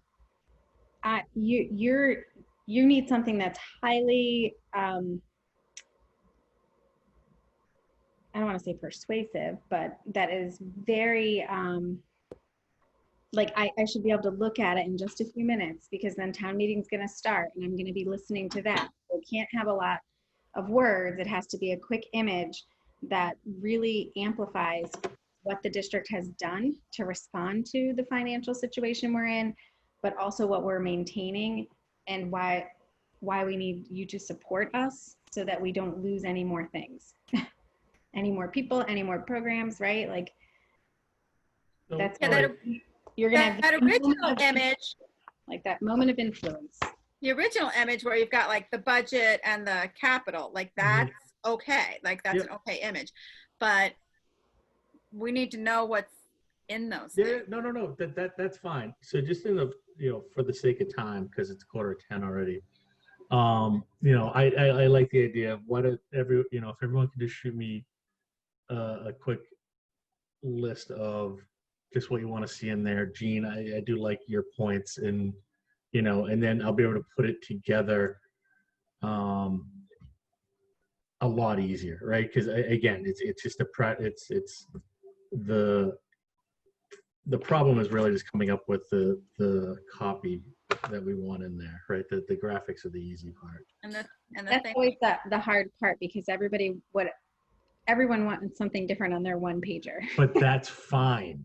But honestly, that is fine, because I can distribute the information, right? Like I can organize it in a way that it'll make sense if everyone wants different stuff on there. Right. Then we can all come back in, do one quick, approval and re-edit if like, all right, you know what? That shouldn't be on there type of deal, or we're missing something major, quick, done, and then it's just done for next Thursday. and the thing to remember is we're not committing to printing 5,000 of these. So we just need to get our 300 for Hamilton. And then we'll put together our 300 for Wenham. Because at that point, we'll have more different information that will be important to communicate. Right. And once we figure out Hamilton's, Wenham's will be easier, right? It's always hardest doing that first one. The first one, yeah. So, but yeah, so let's do that just so we can move on, because there's not 100 people at home that want we to need watch to us move with the these design meetings process. So. These long meetings are killing me. I mean, we're already on almost 4 hours now. So, and I know that the recordings only last about 4 hours, and then the tape is out. So, tape. All right. So what else do we want to go? So that's the one pager. What else on the new front on the budget process? We're still working. We're still, working with the teachers union, trying to come up with some concessions to figure out, really where we are for, what we have to spend for next year. I do think that it's been discussed, but we should start taking a more serious look and letting the towns know that, some of that information that just came out with that, that roadmap presentation, that, we will be most likely looking to use some E&D for that, right? I want to make sure that that's sort of on the table, so it doesn't come as any surprise, or to sort of appease people who are saying, well, why aren't you looking at E&D? Like we've always known that it was sort of a little bit of an ace in the hole, and we were just waiting for the right opportunity to actually have to use it. Excuse me. I know I'm not 100% sure on how that goes. Michelle Bailey gave me a little bit of a lesson in that via text earlier. but I think there is a process that we need to do, and as long as the town boards know we're sort of there, so that when the time comes that we want to use it, they're not surprised that we're using it, and that they're going to approve its usage, so we don't need to go back to another town meeting. I think if that's your approach, David, you would do that next week when you making your final budget decision. Okay. And so the timing is a little off. If we do anticipate that the towns are going to share some of their CARES Act funding for some of these things, we would need to know that really by Wednesday. I'm not quite sure about that process. The one thing I do want to say to the community is that we have begun the process of having conversations with teachers who may potentially be impacted by this budget reduction. And so we are anticipating about 6 non-renewals district-wide, and that those conversations have not been finalized. They have been had with some folks who may be impacted. Official notice will come on Friday in writing to the folks that are impacted. We have a couple more internal process pieces that needs to happen before we issue those notices. And by law, we are required to notify teachers of non-renewal. And these are folks who have non-professional status by June 15th. And so our goal is to do that the 12th, so that we are compliant with that law. And so that's some of I know there's been some buzz about what is or isn't happening in terms of teacher positions. We've been projecting about 6 teaching positions since the beginning of the conversation and the considerations for reductions, and that's where we are in that process. These are not. And also, I think a lot of people have been saying, why are we letting just teachers go? Why aren't we letting administrators go? And the important thing in this one pager is we're losing people at every level. We're losing teaching assistants, we're losing administrators, we're losing people who are working in the administrative offices and doing like payroll stuff. Like that's all. It's across the board. Yeah. I mean, may I ask you a question? Is it decided that, is it a done deal, or are we still trying to save as many positions as we can? I think we've. Because I do have a lot of issues with the proposed cuts, and we haven't really had a chance to express our feelings about it, but I don't know. I don't know that we have money. Like, if we don't have the money for these things, we have to cut them. Otherwise, we have to come up with something else to cut. Yeah, So this list has been public for I would say at least a month. Yeah. So we do have an adjustment to our health insurance premium based on Vinny's negotiations. So that's on here, but then it does need to be updated once you make the final decisions as to where the reductions are coming from. But this was our initial thinking at the time. And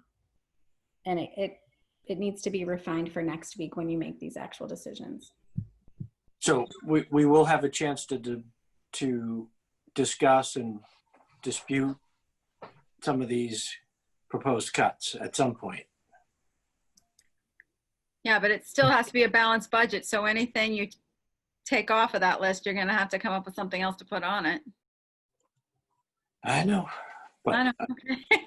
I do want to say during the budget hearing, some people asked about busing and getting rid of the busing and having a busing fee. And they mentioned that Manchester Essex has a busing fee. I did contact them. Avi, through their school committee member, Avi gave me the information that they do charge a fee. They collect between $16,000 and $20,000, of which that is deducted from the money that the state gives them. So it's really a net zero. And it's a very little amount of money that they collect through their fee. So it's not really an option for us, especially given so many of our kids live, our older kids especially, live of quite a distance from the school. It just doesn't bring in any revenue that would be meaningful for us. So. Well, and you lose it on the other end. And you lose it on the other end. Yeah, it doesn't bring anything meaningful for us. I'm wondering why they would even have made that decision. You I- cost payroll dollars just doing Yeah, processing. I don't know Because- what the fees. story is on that. I think it's partly to allow some kids who live close to the school to still ride the bus, but Oh, I see. yeah. Like so, they're buying a bus ride if they're within walking distance. yeah. Hmm. So. Interesting. I just see someone here asking to speak how the teacher reductions will impact class sizes. Julie, I don't want to trip over this, but it's more about changing the offerings, right? Like, It's really more about restructuring the middle school schedule. right. And so we don't know yet exactly what the final impact will be because we don't yet know what school will need to look like. But we believe that we've designed a staffing model that will allow us to be responsive to and flexible enough that we're able to, accommodate what might be coming down the pike. And so it really, some teachers will be reassigned, some teachers will teach different courses, but we aren't impacting elementary classrooms, class sizes at all. In middle school, it's really just about like reconfiguring the teams. Well, I know- aren't we impacting the elementary schools by eliminating the ELATAs? Yeah, the question was specific about class size. Okay. Yeah, but still we're over DESE limits. DESE recommends no more than 18 students per teacher, and we're at 22, about to go to a bigger number. And I just have lots of concerns about the positions that are being eliminated. And I hope at some point I get to voice my concerns. Well, Peter, this is your time. This is it, because All right, well, they're going to be effective between now and then. We've I'll had take it budget then. on the agenda every week so that you all can have these discussions. This is Yeah, the but time to have it. Chance to talk about the specific cuts proposed. You can't talk about specific people. No, I won't say that, but what I'll say is, I'll just go down the list. You know, as a bilingual family, I lived the tremendous benefits of learning multiple languages. Miss Sano and I, share the dream of introducing world language in the elementary school, like the Milton model. But we're moving in the wrong direction. And my 5 years in France helped me to understand English better. It helps me understand Spanish and Italian. And my students know in my class that understanding multiple perspectives is a core tenet of my philosophy of education. And my graduate school of international relations and diplomacy had students from over 50 countries. And I learned about their perspectives from my experience with them, which is just hard to glean from a textbook. And I just think our students losing the tremendous benefits of a world language classes is something I just couldn't vote for. When we back to ELATAs, I mean, my daughter benefited directly from the work with ELATAs. She was initially a struggling reader, mostly because she was bilingual, but now just in the last few weeks, she's read 3,000 pages in books in just the last few weeks. Struggling readers are already facing a learning gap that combined with the learning deficit from this lost time. I just fear that losing these experts will have a negative ripple effects for these students' academic and professional careers for years to come. I mean, my daughter is already at 8 years old, a writer and illustrator, and she told me she plans to dedicate her first book to Miss Castracane and the ELA TAs that helped her in elementary school. Yeah, and I'm just going down the list here. I'm worried about losing a HR benefits and payroll administrator because I think it's hard to have that expert knowledge, simply disseminated against the other administration folks. The IT department, they're already overworked trying to maintain our systems. And the maintenance workers, I'm a fan of this program because I think hiring contractors to do the work they do would absolutely cost us more money. Contractors charge 6 times more per hour than what we pay, these folks. I'm worried about a loss of a kindergarten class. You know, I've already said DESE recommends no more than 18 students per teacher. We're at 22 and now we're about to go bigger. Librarians provide tremendous support to our students with their research and technology. I saw it firsthand when I was teaching in the district. You know, their help was invaluable with my students. And the loss of, 3.5 teachers at the high school and middle school just means less individual attention, less support from teachers, larger class sizes, and fewer electives. Anyway, I'm glad I had the chance to talk about this because it's been weighing on me. So, I don't think you're going to find anyone here that disagrees with it, Peter. It's not that we don't believe in these or that we want any of these cuts to be happening, but it's just a matter of where it has to come from someplace, right? And that really sucks to say. No, I agree, but I think communities, and as you just laid out, this is tragic, right? It really is. But believe it or not, this is what ends up making the least ripple in our classrooms, right? We've been going through these discussions for 2 months trying to figure out how to really save the classrooms the best we can, right? And that's all we could say is the best we can, because there's no way of getting through this without affecting, without affecting the classroom, right? I can't say anyone here would disagree with anything you just said, and I'm happy that you did say it to sort of give us an opportunity to again reiterate that, yeah, we know this sucks, right? But it's unfortunately, this money has to come from someplace, and as we talked about earlier, there's probably going to be more need as next year comes along.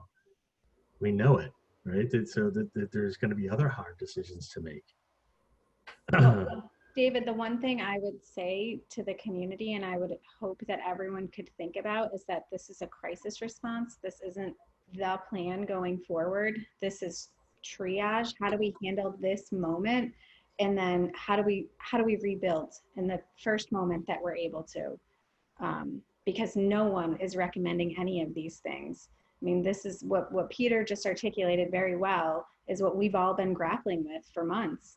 I mean, this started back in November when we started meeting with the 2 towns, and what is the expectation of what our budget could come in at? And we've been saying the same thing all along, that when your budget is primarily people, the only place to go when you have to make significant reductions is people and programs.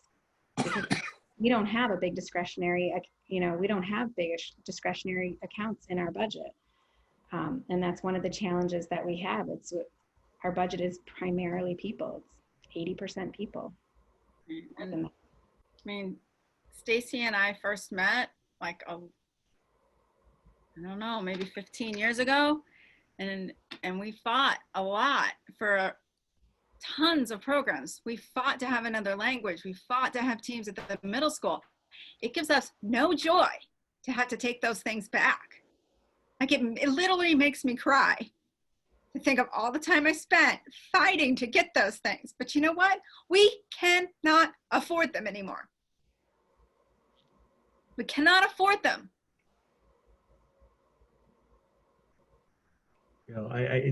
This is, again, this is a disaster that hit us at the end of the year at the worst possible time. The only thing I can hope is that moving into next year, everyone that's been on all these meetings with us, right? Everyone that's like just emailing us and calling us and everyone with these ideas in the chats, giving us all, 6 to 8 months to actually come up with a plan together so we can get this stuff back next year is the best that we can do, right? I don't want to say that, but I mean, but like you need to say what you need to say. And I think everyone need to hear that, because, this is hard. And I'm right with Michelle. I tear up when I think about this too. And it's why I don't, I don't want to even get into that, but like, this isn't what I signed up for, man. This is not what I signed up for. Yeah, And the it's- meetings it's have a- been every week. We've been discussing, we've been going to executive session, trying to figure out how to put together some kind of a semblance and not cut services. And this is really hard. I mean, if people realized how many hours we put into this, and we don't get paid, we are volunteers.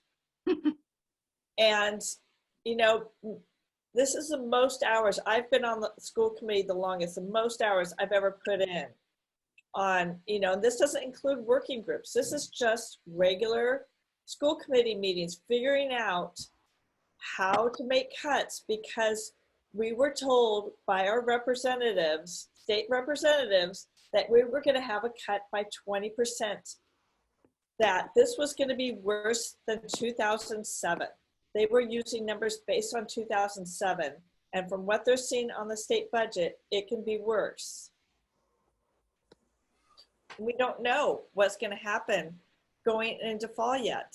The state doesn't know. The state doesn't have a budget. We're trying to plan based on what they're telling us. And that's the big thing. I think Julie and Tom were trying to get across earlier. We don't really know. Like, we really don't know what these requirements are going to be for the fall. And it may be like it's 100% remote learning, and then that opens up a whole nother world. But we have to plan that it's going to be like we're kind of in the building with some extra stuff. And so we just don't have it. It's a crisis. We cannot pretend like this, that the world hasn't changed, because it has. And we have to adapt, even if it's temporarily. Right. What's frustrating is that the crisis is exasperated because this town that I live in keeps stepping over the chance to have additional sources of revenue. And it's just, I know it's not helping us in this situation now to talk about it, but we've just lost millions of dollars of revenue because the town is, just voted in the wrong direction. We're not the only school district going through this either. So yeah, but no, but it doesn't make it better. It still hurts. PE and music in Randolph, they've already eliminated it in their budget, and Brookline, I believe, those cities, towns have already eliminated out of their budget. So we're not the only school district, unfortunately, who's going through these kind of cuts. Everybody is going through and having to refine their budgets based on what's going on, unfortunately. And it's really hard on everyone. So, And the great news is it's giving us an opportunity to rethink. right. When everything gets, the root of crisis is to really sift through and keep what's good. And so, we're going to find out a lot next year, and we're going to be able to sift through and find the nuggets. And we're also going to be like, oh my gosh, that diamond that we used to have, we need it back. And we're willing so much to sacrifice to get it back, And it's hard because we also have to fall within the laws, right? The local, right? And that's the other thing that I'm watching some stuff over here. The limitations of just being a regional district sometimes, like the handcuffs it has on about, why can't the towns just make up the difference in the, the state funding and, because they don't have a way to raise taxes for right, that. Right.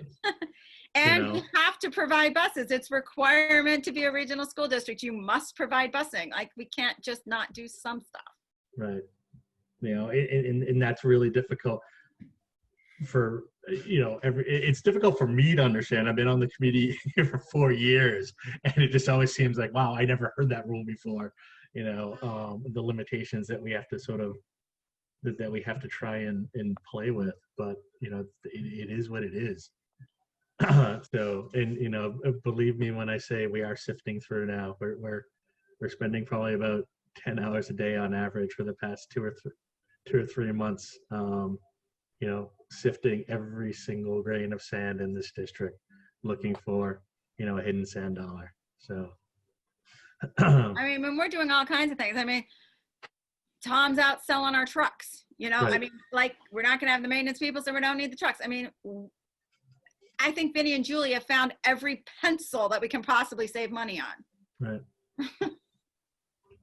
What's the number? 87% of our budget is costs we cannot control. It's either contractual or legal or healthcare related or operating costs. So can I say also this, like, for the ones who are listening in, that you need it. We are hearing you for sure. We hear you all the time. And I would plead that you also make your voice heard to the FinComs and the Board of Selectmen, who also have a say to some degree in how all this works. You should be able to say, and I hope you do, that when the time comes that you are willing to support a budget that restores, a school budget that restores many of these cuts. It should force them to recognize that the needs of the schools are important and they are not frivolous. Or optional. Or optional, right? So an The reason arbitrary people move here. an arbitrary limitation from a year-over-year increase is that arbitrary. Yeah. And there are so many people putting things in this chat, but I am going to guarantee you there is nothing in that chat that has not been discussed, has not been considered, has not been evaluated, and has not been tried. We are in a crisis. This is our only option. Unless someone out there wants to write a check for $1.2 million. But then you know what it's going to do next year? It's going to put us in a hole of $1.2 million.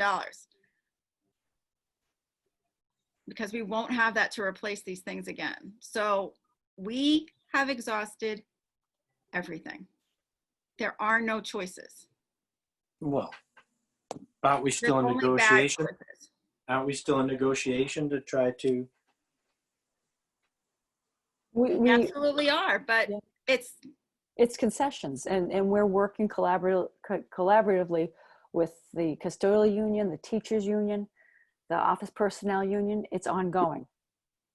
There's procedures in place. So there is nothing we have not tried to do. Nothing. So can I, in the spirit of trying to move this forward, I have just some mechanical things about town meeting, Hamilton town meeting, that I just want to make sure that I confirm with the rest of the school committee. So can I, are we okay? Please do.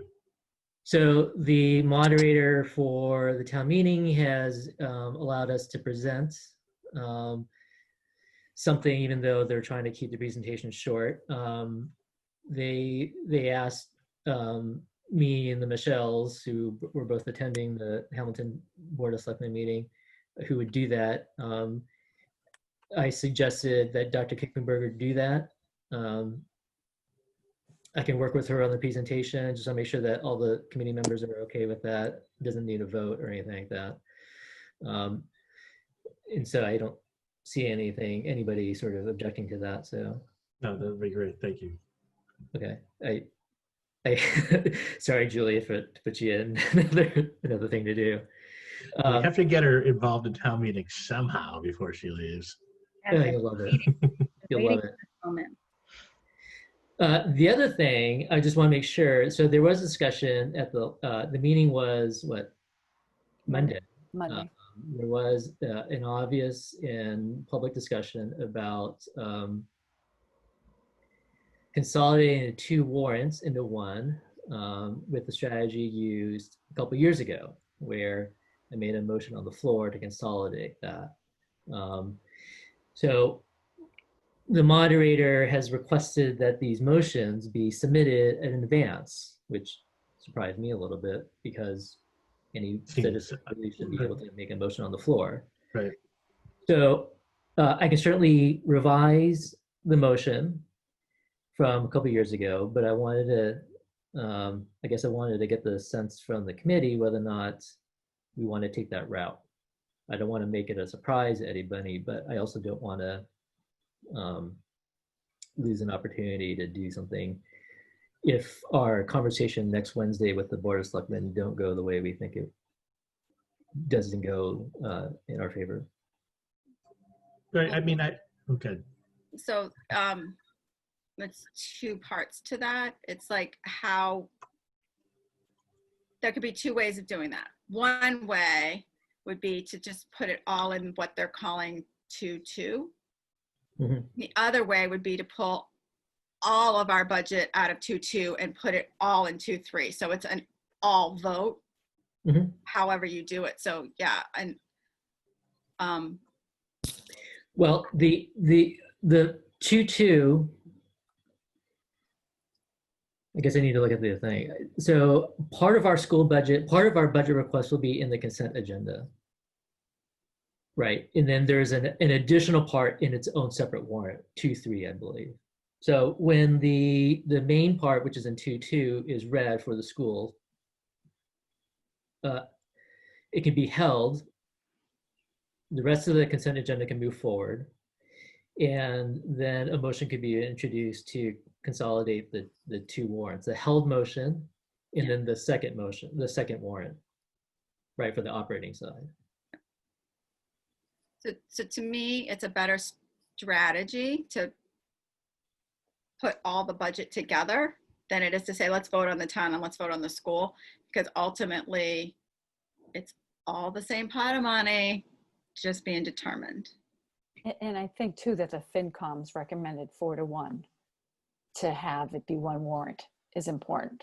And it was the Board of Selectmen that chose to do it into two warrants. I think it's better to go combined 2-3 into 2-2. So that would be you making a motion then on the floor, Jean, right? Yeah, but I don't know if it can be combined into 2-2. Well, it can. You just take it, you whatever, withdraw it from the consent agenda, and then you make the motion to add that amount into 2-2 and then move from there, right? Right, but the if you hold it, the rest of 2-2 would move forward. Right. Without, yeah. Right, without, so it won't be a part of the consent agenda. It'll be combined, but it won't be part of the consent agenda. Right. That's what I'm saying. Yeah, no, I think that's the best strategy. The other thing that was a little bit that we should be prepared to talk about is they said that they had heard that there was going to be a motion to have us operate on the 1/12 budget. So I'm assuming that means level fund us for next year. That seemed like people didn't understand what the 1/12 budget was, that it's not a real thing. Like it's Where not did a that come thing. from? That came from the Hamilton Board of Selectmen? The moderator had been contacted by a member of the community who was planning to make that motion, to which the moderator told them it had to be in writing. But it's 1/12 on the FY20 operating budget, not the 21 operating budget. Right, that was So the we're going motion that they were backwards. going to So, make. yeah. So we should be prepared for that motion being made and to be able to explain, like, oh, you think these cuts are bad? Yeah. Let me explain to you what those cuts will look like. Yep. Okay. All right. So, okay, I have direction for the town meeting then. So do you want to so you'll have that motion ready with Bill Bowler like next week, and then if we can come to some consensus with the selectmen, just tell him the selectmen are gonna change the way it's organized. Yeah, well, timing is a little weird because Bill still also wanted everything by the 12th, which is Friday, right? So if we're not meeting with the selectmen next Wednesday, it's a little bit of off timing, but I can update the motion with new numbers, submit it to Bill, and if we need to use it, we can use it. If we don't need to use it, we don't need to use it.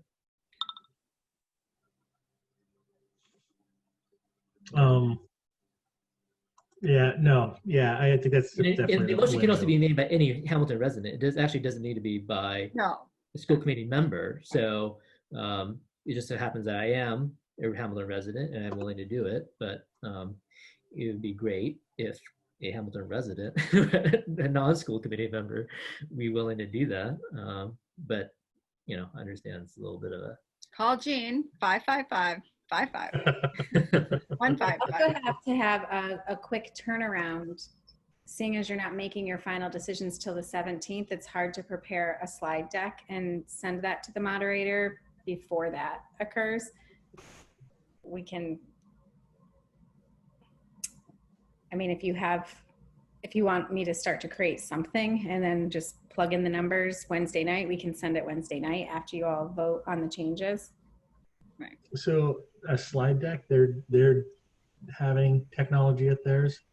They are. Wenham can't find a plug though. And I think we only have 10 minutes, so it has to be really short and sweet. impactful. So Julie, it may be worth you and me contacting Bill Bowler, just sort of telling the logistics of what's happening, and like there's still moving parts even right before town meeting just goes, and can at least expect you know like a template, but maybe not the full final version of it, I guess. Yeah, he emailed us. So Yeah. I didn't see like a due date for the slide deck, just that it needed to go through Michelle Lee. But we should do that anyways, just to clarify and say, here's what we know now. And here's what Okay. So I can reach out to him tomorrow and see if there's a convenient time to just have a quick chat. It shouldn't be long. I mean, I think he understands that things are still moving or things are still in motion. Okay. Is that okay? Yeah. Okay. Perfect. All right. Moving on. The next thing we have, excuse me, a resolution regarding COVID-19 state funding. If someone has that to bring up. This is in conjunction with, I cannot think of the other districts right now, but the short answer, the recap is to send this request to the governor, the secretary of education, the commissioner of education, just saying that, you know, there can be no unfunded mandates for COVID-19. So if DESE is actually saying that we need to, you know, buy all these materials because of COVID-19, then they should also be funding it. Again, I don't have it to share. It is a, there is a link in our agenda, and I have no problem reading it if we can't get it up there. But just whereas if schools are to reopen this fall in the midst of COVID-19 pandemic, it is the responsibility of each school district to do so safely and responsibly. And whereas it is the responsibility of the state to ensure that each school district is able to pay for the enormous additional staffing, transportation, and material expenses required to do this. And whereas the state cannot expect mandatory COVID-19 safety guidelines to be followed without also ensuring that each school district has the funds required to implement these guidelines. Therefore, let it be resolved that the state must guarantee every school district full reimbursement for whatever COVID-19 expenses are required to follow state mandates. We must ensure statewide school reopening that is safe, responsible, and equitable. There could be no unfunded mandates for COVID-19. So what we're looking for is just approval for the from our school committee to sign on to this, and again send it out to Charlie Baker, James Pizer, Jeffrey Riley, Karen Spilka, and Robert DeLeo, and then Brad and Bruce.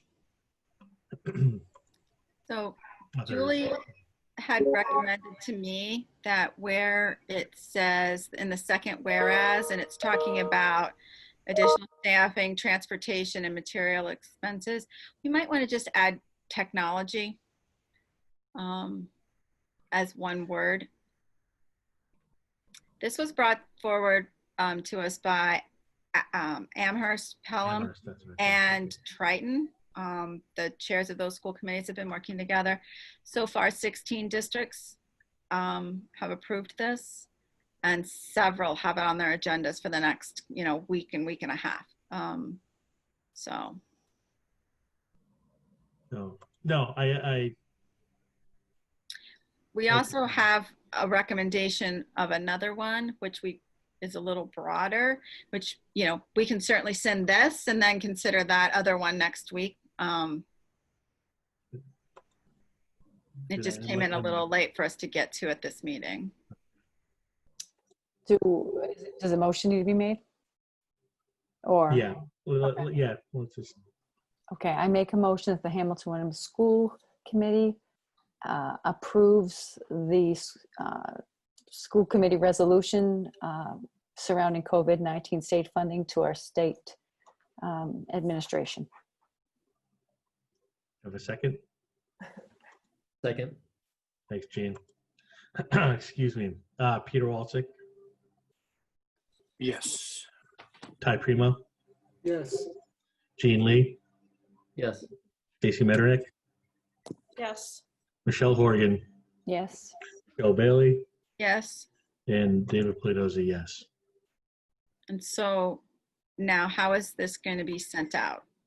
Are you going to fill Well, in? Yeah, we'll fill all this out and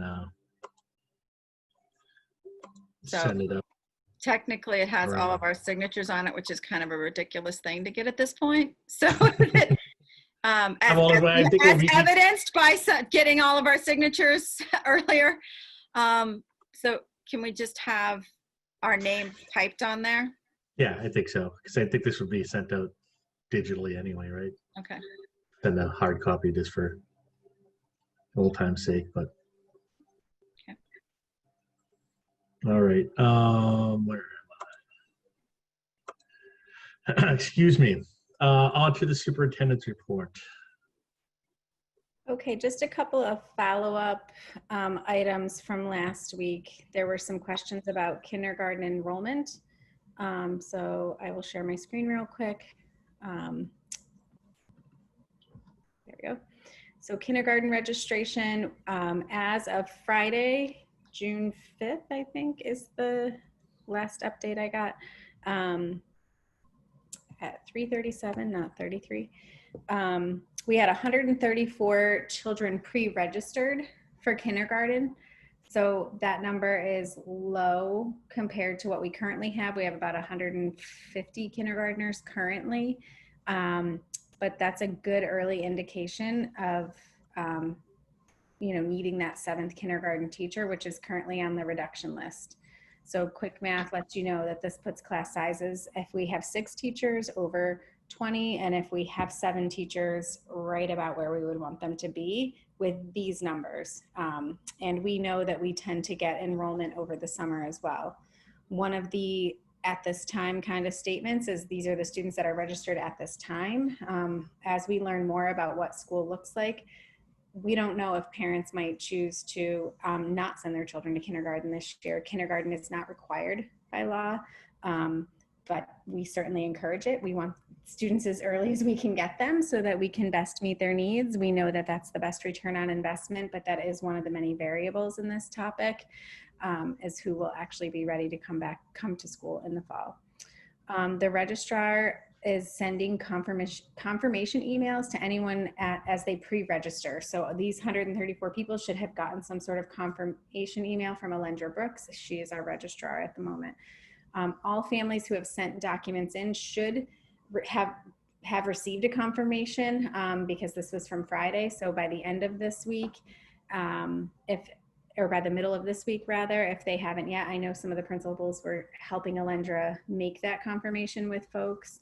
And we've also had some people email and asked if they could drop off paperwork in person, which now that our offices are open, that is an option as well. So that's our update on our incoming kindergartners. Just gonna stop screen share for a minute because I can't see my whole screen when I do that. Any questions about kindergarten? No? Okay. That's a number we'll keep watching all throughout the summer. Mary Beth will be looking at that number closely and trying to be flexible in making the right decision for our students. The next thing I wanted to talk about with you was enrollment. So you know that I have been giving you enrollment reports each week. Last week I shared a pie chart that showed the enrollment, and I didn't know off the top of my head exactly what was causing that number to be higher than the enrollment number that I share with you on the spreadsheet that's linked to our website. And I have since learned that that number included 53 students who are placed out of district and 5 students receiving services only. So that's why those numbers don't always match. The one I present and share on the website are the students who are physically in our classrooms each month. And so the breakdown for those who are curious about how many students are in Hamilton, how many students are in Wenham is included in that sheet. That's a really complex report, but it also shows choice students, who's coming from what towns. So you have that information there, but I'll just quickly go school by school for you to give you a sense of how many students live in Hamilton, how many students live in Wenham. And for us, this is really kind of like an abstract concept outside of determining the town assessments, because all of our kids are all of our kids. But at the Bucher School, we have 253 students, 63 of them live in Hamilton, 190 of them live in Wenham. They're all our kids. At the Cutler School, we have 276 students total, 228 live in Hamilton, 48 live in Wenham, but they're all our kids. At Winthrop, we have 345 students, 286 that live in Hamilton and 59 that live in Wenham. At the middle school, we have 414 students enrolled currently as of June 8th, and 239 of them live in Hamilton, 143 of them live in Wenham, but they're all our kids. At the high school, we have 550 students currently. 178 of them live in Wenham and 306 of them live in Hamilton. And then we have many choice students that live in all different communities around the North Shore, but they're all our kids. So I just wanted to share that with you. Hopefully that provides some additional clarity for folks who are looking for that breakdown by town. If you have any questions about that, I'm happy to answer. And so this report of our students and our enrollment is submitted to the state, you told me, every month, right? I don't know the actual timing of the reporting to the state. I don't think it's every month. I think it's twice a year, October one and April one, but I could be. And so the likelihood that there's errors in the number of students in one town versus another is what? I mean, like, how do we verify that?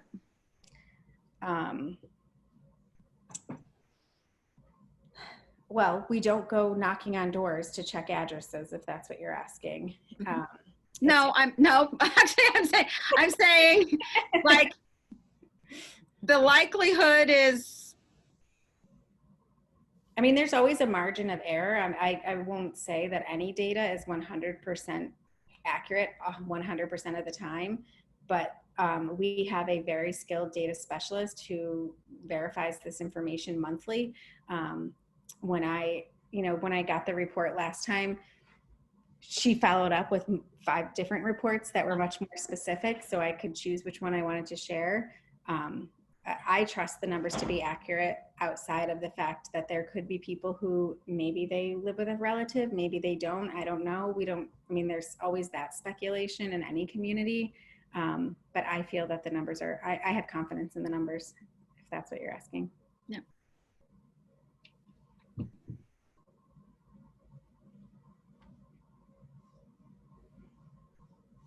Any other questions about those 2 reports? Okay, the final report that I will share tonight is out of district placements by schools. And so these are numbers for both our current fiscal year as of now and our projections for next year as of now, or at this time, my new favorite phrase. So I'm not going to read this to all of you. It's linked into the agenda, but you can see the breakdown. And you know that I just said to you that there was 53 kids out of district. This report is showing 49. That could be due to a graduation or, you know, a student transitioning from one program to another. And so all of that, depending on the day you collect any attendance data, any enrollment data, the very next day or the previous day, there's going to be some variance because, you know, students move around and things happen in terms of transitioning in and out of the district. I'm happy to answer any questions you have about that. So do you have a breakdown on the schools of where the out of district are that I asked about last week, or is that? Yep, that's what's linked into the agenda, Stacy. Did you not get a chance to see it? It was linked very late. Because I didn't see it when I looked at it several days ago. Okay, so it's linked in there now. I linked it on Monday, and it does show you all of the schools in FY20 that had students placed, and then all of the schools in FY21 that were anticipating placement.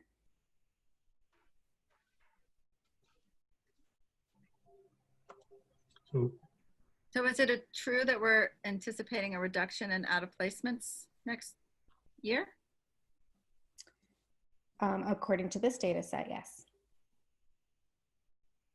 Remember, we had, so FY20 what was budgeted versus FY20 what was actual, there was significant variance. And then we haven't had one single student placed out of district this year while I was here. And some students have graduated and or moved. And these are actual numbers. Remember, what you have budgeted are projected numbers. So this is at this moment, who's where. Yep. Great. Thank you for this. Yep. Any other questions? All right. Chair's report is next, and actually everything I wanted to speak about, we actually spoke about at length already. So on to the committee reports. Capital Financial Planning Subcommittee. Anything to report? Yep. All right. Policy Subcommittee. No, there was an error in my calendar, so we did not meet today. We're gonna try and meet, it sounds like Tuesday at 4 maybe? 4 o'clock. There's some sort of email that I haven't read yet that I've heard about, so. If you're able to meet Tuesday at 4, the 4 staff members whose attendance was requested have already penciled that in their calendar and are holding it, yeah, and they're able to do that time. Super. That would be my recommendation before people head off on summer break, and then you can have their expert opinion in that policy work. Works for me. And then Negotiations Subcommittee. Yeah, we're continuing working with our groups, and we have a meeting scheduled for next Wednesday Wednesday. at 4 o'clock. I've already approved it, so it's already on my calendar. All right. On to the consent agenda. Does anyone want to pull anything? It's all warrants. No, I'm sorry. And there was a meeting minutes. I read those. So can I get a motion? Yep, I make a motion that we approve the consent agenda as presented and no changes can be made. Wait. Are the donations in the consent agenda? That was my question. They shouldn't be. There is one donation in there. It shouldn't be. You're right. So should I amend the motion? To not include donations. Yes, so I amend the motion to not include donation. Second. All right, Michelle Beller with the second. So we're voting on the amendment first. Peter Walczyk, Yes. Ty Prima, Yes. Stacy Metternich, Yes. Jean Lee, Yes. Michelle Horgan, Yes. Joe Bailey, Yes. David Polito is a yes. Now we're voting on the actual motion. Peter Walczyk, Yes. Ty Prima, Yes. Stacy Metternich, Yes. Jean Lee, Yes. Michelle Horgan, Yes. Michelle Bailey, Yes. and I'm a yes. Excuse me. Now we have a donation Yes. from the So Friends of Winthrop to purchase a water bottle filling station. It'll be very important next year. That's huge. So I make a motion that the Hamilton Wenham School Committee accepts the donation from the Friends of Winthrop in the amount of $1,150 on behalf of the 5th grade class to purchase a water bottle filling station. Now, Tom's already left, but don't, oh, sorry, second. Thanks, Michelle. Did you want to say something?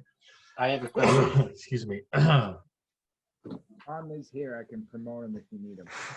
No, I thought that we had installed these in all the schools 2 or 3 years ago. I know they're at the middle school and the high school. I don't know that the elementary schools have them. I've never seen one in Bucher. Cutler does not have one. Okay. So, And don't they cost a lot more than this? I mean, this is a fantastic donation, but I thought they were thousands of dollars more than this. I don't know, Gloucester put them in, it can't be that expensive. We had the one that we put in at the high school. I heard $20,000 number. No. So this is my only concern, is that this is a lovely thing, but it does seem like it's starting to create an inequity between the schools by having one in one building and not in the other, Well, particularly given what the limitations probably will be next fall around using drinking fountains and things like that. but that's why this filling station is actually important. So I don't know, maybe I could sort of get on. My recommendation would be to accept the gift and then to prioritize making sure that each school had one. This is replacing an existing water fountain that's at the school. So, yeah, and I'm sure we could speak to the other friends groups and let them know about how important this will be, because we won't be able to use water fountains next year. We'll share water fountains. Yes. But we should also remember that it's the responsibility of the public to fund our public schools and to take care of our public buildings. So. But Okay, yeah. so, all right. You seconded it, right, Michelle? She did. Okay. Peter. Yes, and thank you. Ty. Yes. Stacy. Yes. Dean. Yes. Michelle Horgan. Yes. Michelle Bailey. Yes. And I am a yes. Thank you very much, Friends of Winthrop. This is a very important gift. Do we know if this was planned ahead of time, or is this in response to this situation? I really don't know. I just saw it on the so happy to reach Either out way, to the timing's perfect, right? Because it's desperately needed. Yeah. So thank you. Okay, topics for next meeting. I think it's pretty packed at this point. Nothing? Awesome. We'll just skip it. But I do have one question. If the invitation with Hamilton is really just Hamilton, because they want to discuss putting together their warrant, do we need to invite Wenham? You should. Are they around? I don't know. I know at least one member's out of town. Okay, I'll send an invitation. Or Stacy, do you want to contact them, or? It just was weird today. I can contact them. Okay. Wait, but you're talking about the Board of Selectmen, the Hamilton Board of Selectmen. You're talking about the text you sent me earlier today about. Should we invite Wenham to come to that too, or not really? Because it's really about Hamilton's warrant. Yeah. It's Hamilton's I don't. warrant, no Wenham.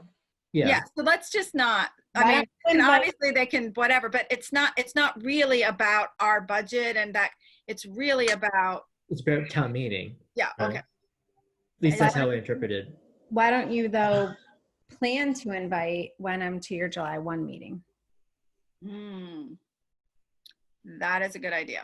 Do we have a meeting on the 24th scheduled? We do not. We do not. So next week will be Jean's last meeting. Oh. Me too, Jean. Jean and Julie's We'll have a last drink, Julie. A virtual drink. Oh, goodness. May I ask? I'll miss the many hours I spent with all of you. Yeah, you can still tune in. Yeah. You guys are breaking some records for longest meetings ever. That's for Yeah, sure. if we can start moving our meetings along, these 5-hour meetings are killing me. May I ask? moving May along I a ask? little bit better. May I have two quick questions? Sure, Peter. One, is the chat part of the official school committee record? I don't know That if it's is an recorded. excellent question. Because I'd like it to be included because it's, you know, it's the same as citizens' comments. Except that you wouldn't be accepting citizens' comments all throughout a meeting. Yeah. I know some school committees have chosen to turn the chat feature off after citizens' comments. It's very But distracting. it's a unique opportunity, you know, in this remote Well, environment. it gets people. I love it. People who wouldn't otherwise contribute, I guess. Well, it also helps us to, you know, if we're having a discussion and there's something that, you know, we can make sure that we can help clarify. That's why I like it. If I get a chance to sort of be able to talk about something and make sure I'm answering people's questions directly, that's what we're here for, right?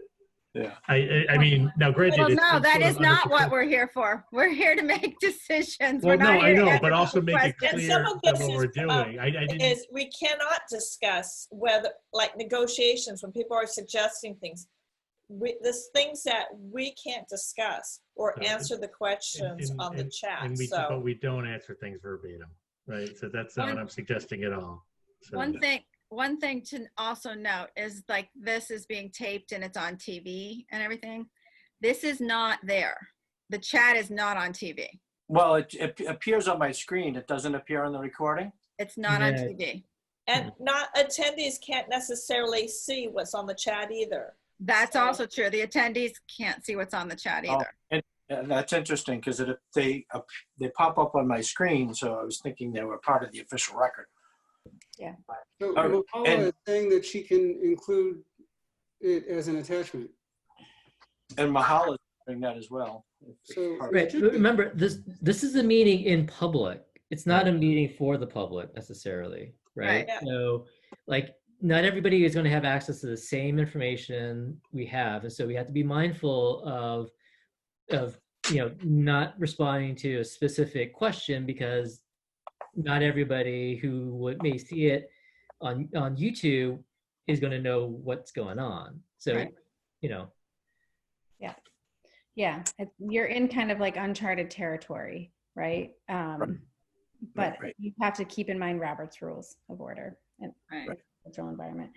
And one last thing before we move on, please support our students going to the National History Day by watching on not this Saturday, but next Saturday, June 20th from 3 to 5. I'm looking at their website. If you go to their website, ndh.org, you'll see a link to the national contest schedule. And when you click on that, it gives you a link to watch live. So please support our students. So if you live in Hamilton, clear your calendars on the 20th. You get to go to town meeting in the morning and then watch our students in the evening. Exactly. Well done. We didn't. I know this has been a very long meeting, but what we didn't talk about was that Saturday was an amazing day in our community. And that the parade graduate down 1A was nearly 3 miles long of people cheering on our graduates, and you could not have seen a happier bunch of kids. Mhm. You could not have seen a happier bunch of kids. It was And- great for them. It was Yeah. really a great parade. Yeah. And parents and community. Is, like I said, And it's what we needed. all the kids little needed it. kids with the signs for their babysitters. I mean, there should have been more mask wearing. I will say that. So we do need some social distancing lessons, but other than that, yes, it was fantastic. Yes. So, Kudos to the high school leadership team for coordinating that. And it was very, very well done. And I've heard many comments that this should become an annual tradition. yeah, no, that was Even fun. with a graduation. Right. This graduating class was very special to me because these students graduating were my students of my very first year teaching. And so I was very emotional. I was very excited that I was there to see them at the high school and kick off the parade with Dr. Kuchenberger and the other team and the teachers. So I was very excited. It was fun. It was very fun. You forget you're wearing a mask, but by the time I left, like my face hurt from smiling. You can see it in your eyes. You can see the smiles in your eyes. Yeah. All right, great. All right, so I have 2 agenda items. I have that you're inviting, is it the Hamilton FinCom and Board of Selectmen? Just the Board of Selectmen. Just the Board of Selectmen. I'm And- guessing the FinCom will come too when we invite them.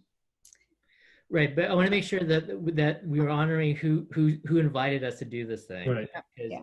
if they want to have if Jeff and Joe want to have a specific meeting, I want to make sure that we're honoring that because the invitation came from them. So if they Okay. want to invite the FinComs, they should have the I don't want to Right. accidentally invite it and then turn the conversation to something Right. that's not what they So- want to talk about. Okay, and then the other agenda item is just the FY21 budget decisions. And so Vinny and I will prepare for you all of the choices that you have. The one thing that I need clarity on is how do you want the reductions organized? Do you want to consider them by voter category, DESI voter categories? I'm seeing. Yeah, because is that how we have Yes, to because that's report how it we out? have to submit it. Right, that's how I have to. And then we'll be prepared to, on the fly, depending on your decisions, edit the motions, and we'll have the slides with the motions for you as we've prepared in the past so that you're able to, efficiently, and I would ask that we're following Robert's Rules of Orders really tightly. So someone will make a motion, someone will second it, you'll have your discussion, then you can each express your opinion about what you agree with and what you disagree with, and then vote. Because there will be a lot to Mhm. cover. I Okay. think I'm not- we'll approve the one page as part of that discussion. Okay. I'm going to put that as a separate item, the one pager. I also think we have celebration of Dr. Kuchenberger and Jean Lee and thanking them for their service to the towns. Thousands of hours. We already did it. We're good. Jean, are we good? We did not. No, we did not. Okay. All right. Is there anything else? I don't think you'll need to do warrants and things like that, Vinny, because you'll have a meeting July 1. Yeah. You're on mute, Vinny, or something. It doesn't look like you're muted, but I can't hear you. Warrants this week, so there won't be any. Okay. Although I did show up to sign and I realized there were no warrants. So All right, can I get a motion to adjourn then? I make a motion that we adjourn the meeting at 10:55 p.m. Second. Seconded by Stacy Metternich. Peter? Yes, and thank you Aye. to Oops, sorry. Kuchenberger, Vinny, and Tom for presenting, and to Miss Borges as well. Ty? Yes. Stacy? Yes. Jean? Yes. Phil Horgan? Yes. Michelle Bailey? Hallelujah. So it hopefully was a yes. So thank you, everyone. Thanks, Mary Beth, for being here. Yes, thank you, Miss. And Ms. I'll Pena. probably be speaking to most of you tomorrow. Bye, guys. Thank you, everybody. All right. Be well, be safe.